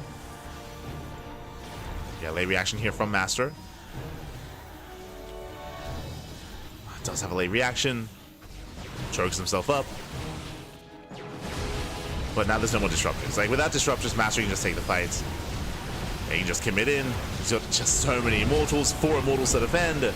GG, well played, gets called. And MasTeR, he will hold. He will survive. He will take the series 3-0, becoming this week's Code for Giants Cup champion. GG.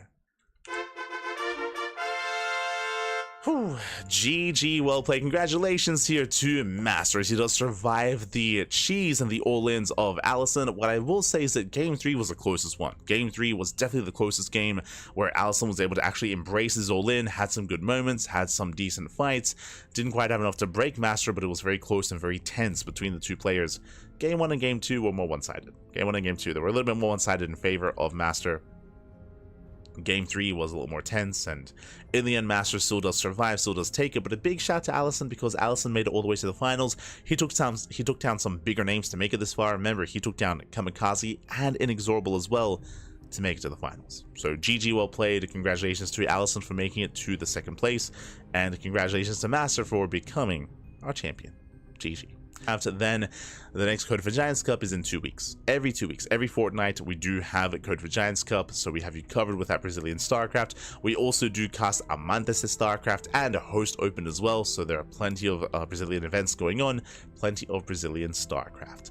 This week, we did mention earlier, there was no Eric, unfortunately, no Eric here this week, but I'm sure he'll be here next time. I'm sure he'll be here. Fingers crossed, man. Fingers crossed. For now, though, hope you'll enjoyed yourselves. Hope you'll had a great time. Again, we did go the distance here. I was a little bit concerned that it was going to be a shorter broadcast, but no, the upper bracket was a little bit slower, a little bit more delayed, so we were able to have plenty of matches here ahead of us, and with that, we wrap up our early morning broadcast. When it comes to the rest of the tournaments, when it comes to the rest of the content here on the CranKy Ducklings, as you can see, it is a very busy week. We have 2 casts a day every single day, so plenty of content, plenty of StarCraft is coming up ahead of us. Typically, we try to have half a day off, but this week we were contacted to be to cover some other tournaments, some more how to say, less consistent events, I should say. Not weeklies, but like these invitational. That's it. We were contacted to cover some of these invitationals. One of them, of course, being the Rex April Madness. So the Rex April Madness is a big monthly event, so we're going to be covering that. And we also have the Chicken King, the Grand Chicken King Cup as well on Friday and Saturday. So we have some big invitationals here with the best players in the world, with players like Clem, players like MaxPax, Hero, Dark, Shin, you name it, they'll be there. So we did prioritize that, and that means this time, this week, we don't even get half a day off. We don't. All the content, all the StarCraft, plenty of StarCraft ahead of us here on the channel. We just wrapped up with our Wednesday morning broadcast, and we're going to be live later on tonight at 7 p.m. KST with the Pondcast. If you're curious, what is the Pondcast? That is our weekly talk show where we do discuss all things StarCraft. Of course, the big news of this week is the EPT, the announcement of EWC, and the discontinuation of the ESL Pro Tour.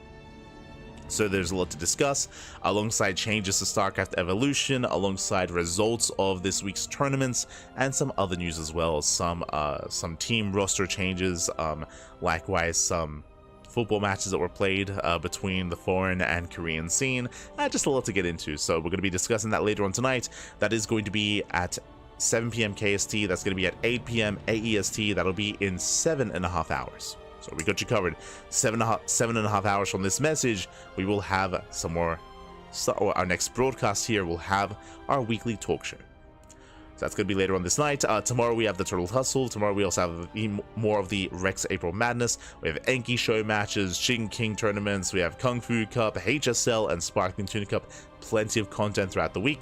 If you see something that you like here, if you enjoy the casting, if you want some more StarCraft, then check out our YouTube channel. !YouTube in the chat. You will get a link to our YouTube channel. We do upload on a daily basis. Every single day we got plenty of content, plenty of StarCraft on the channel, so do check it out. Our channel has been slowly growing over the past year, even though we've had it for like 5 years at this point, but over time has been slowly growing, slowly improving, and yeah, do enjoy it. Do enjoy the content there. We recently reached like 1 million views on our YouTube.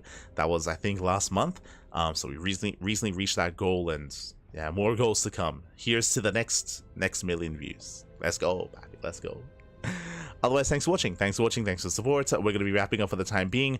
I was tempted to have a short ladder stream, and yeah, we'll have a short stream. We'll have a short ladder stream, maybe for like an hour, maybe like a couple of games. Nothing long, nothing crazy, but a couple of games on the ladder. We'll be streaming on my personal channel. I don't often get to stream just because, as you can see, our schedule's really busy. Like, we have a really busy schedule. But because later on tonight is a talk show and not a cast, it's the podcast. So because of that, I can like preserve my energy. I should say, I can spend some more energy here playing StarCraft, less so like preserving and conserving it for a big cast. The podcast is a little bit more laid back, a little bit more chill, so I can spend some mental energy here laddering a little bit for a couple of games. Nothing too major. As we do have, I mean, I would still like some breakfast eventually, so, so we'll get there.